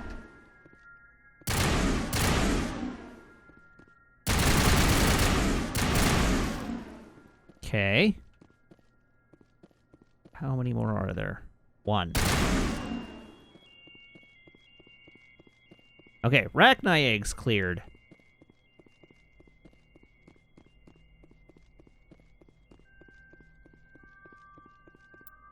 Real quick, in the journal.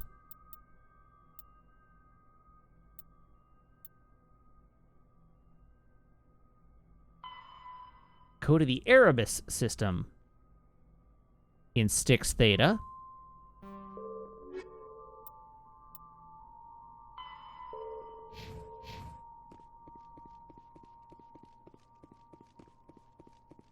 Why does this quest not appear in my log?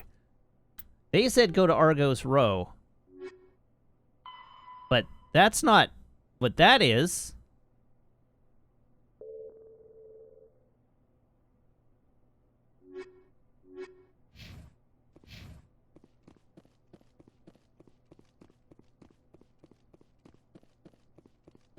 That's somehow a different quest.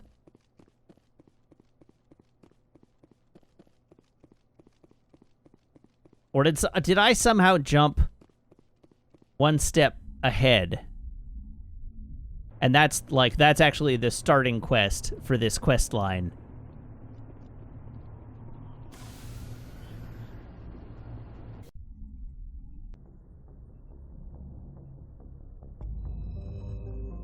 I'm deeply confused. All right, we don't want to be there.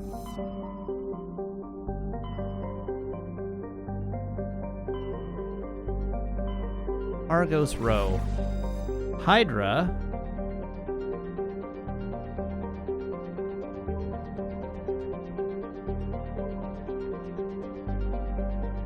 Pywo says, this is the exact quest I posted about in the Discord yesterday. Well, okay, so I admit I have not been reading the Discord posts about Mass Effect because I'm, of course, playing through Mass Effect. Canrum. We've definitely been here. Okay. Unfortunately, I gotta call it there. I really do have to call it there. I should not try and investigate this further. But I'm gonna trust you, chat, to put a pin in this and to guide me through the remainder of this quest tomorrow. But this is all I've got in the tank for tonight. And it is 10:15, so it's basically time to call it a day anyhow. So, hi, look, I'm big. Thank you very much, everybody, for... thank you, everybody, for tuning in. Thank you to everybody who subscribes, everybody who follows, everybody who cheers, everybody who chats, and everybody who hangs out and lurks.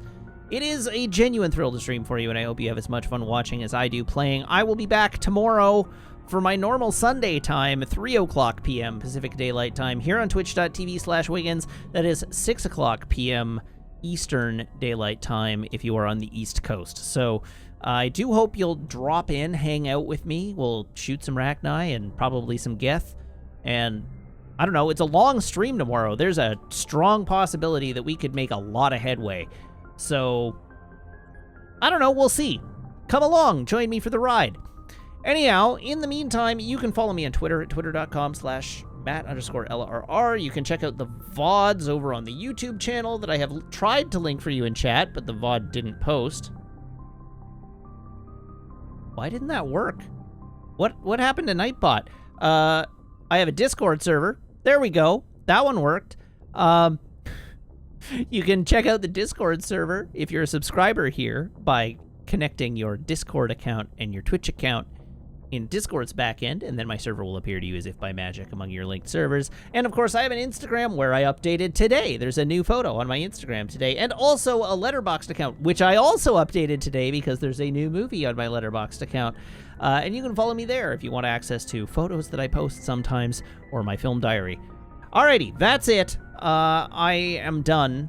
I assume that Brave New Faves is streaming, because Brave New Faves always streams at this time of the evening on Saturdays. So everybody please hop aboard this raid train, and I will see you back here tomorrow, 3 o'clock.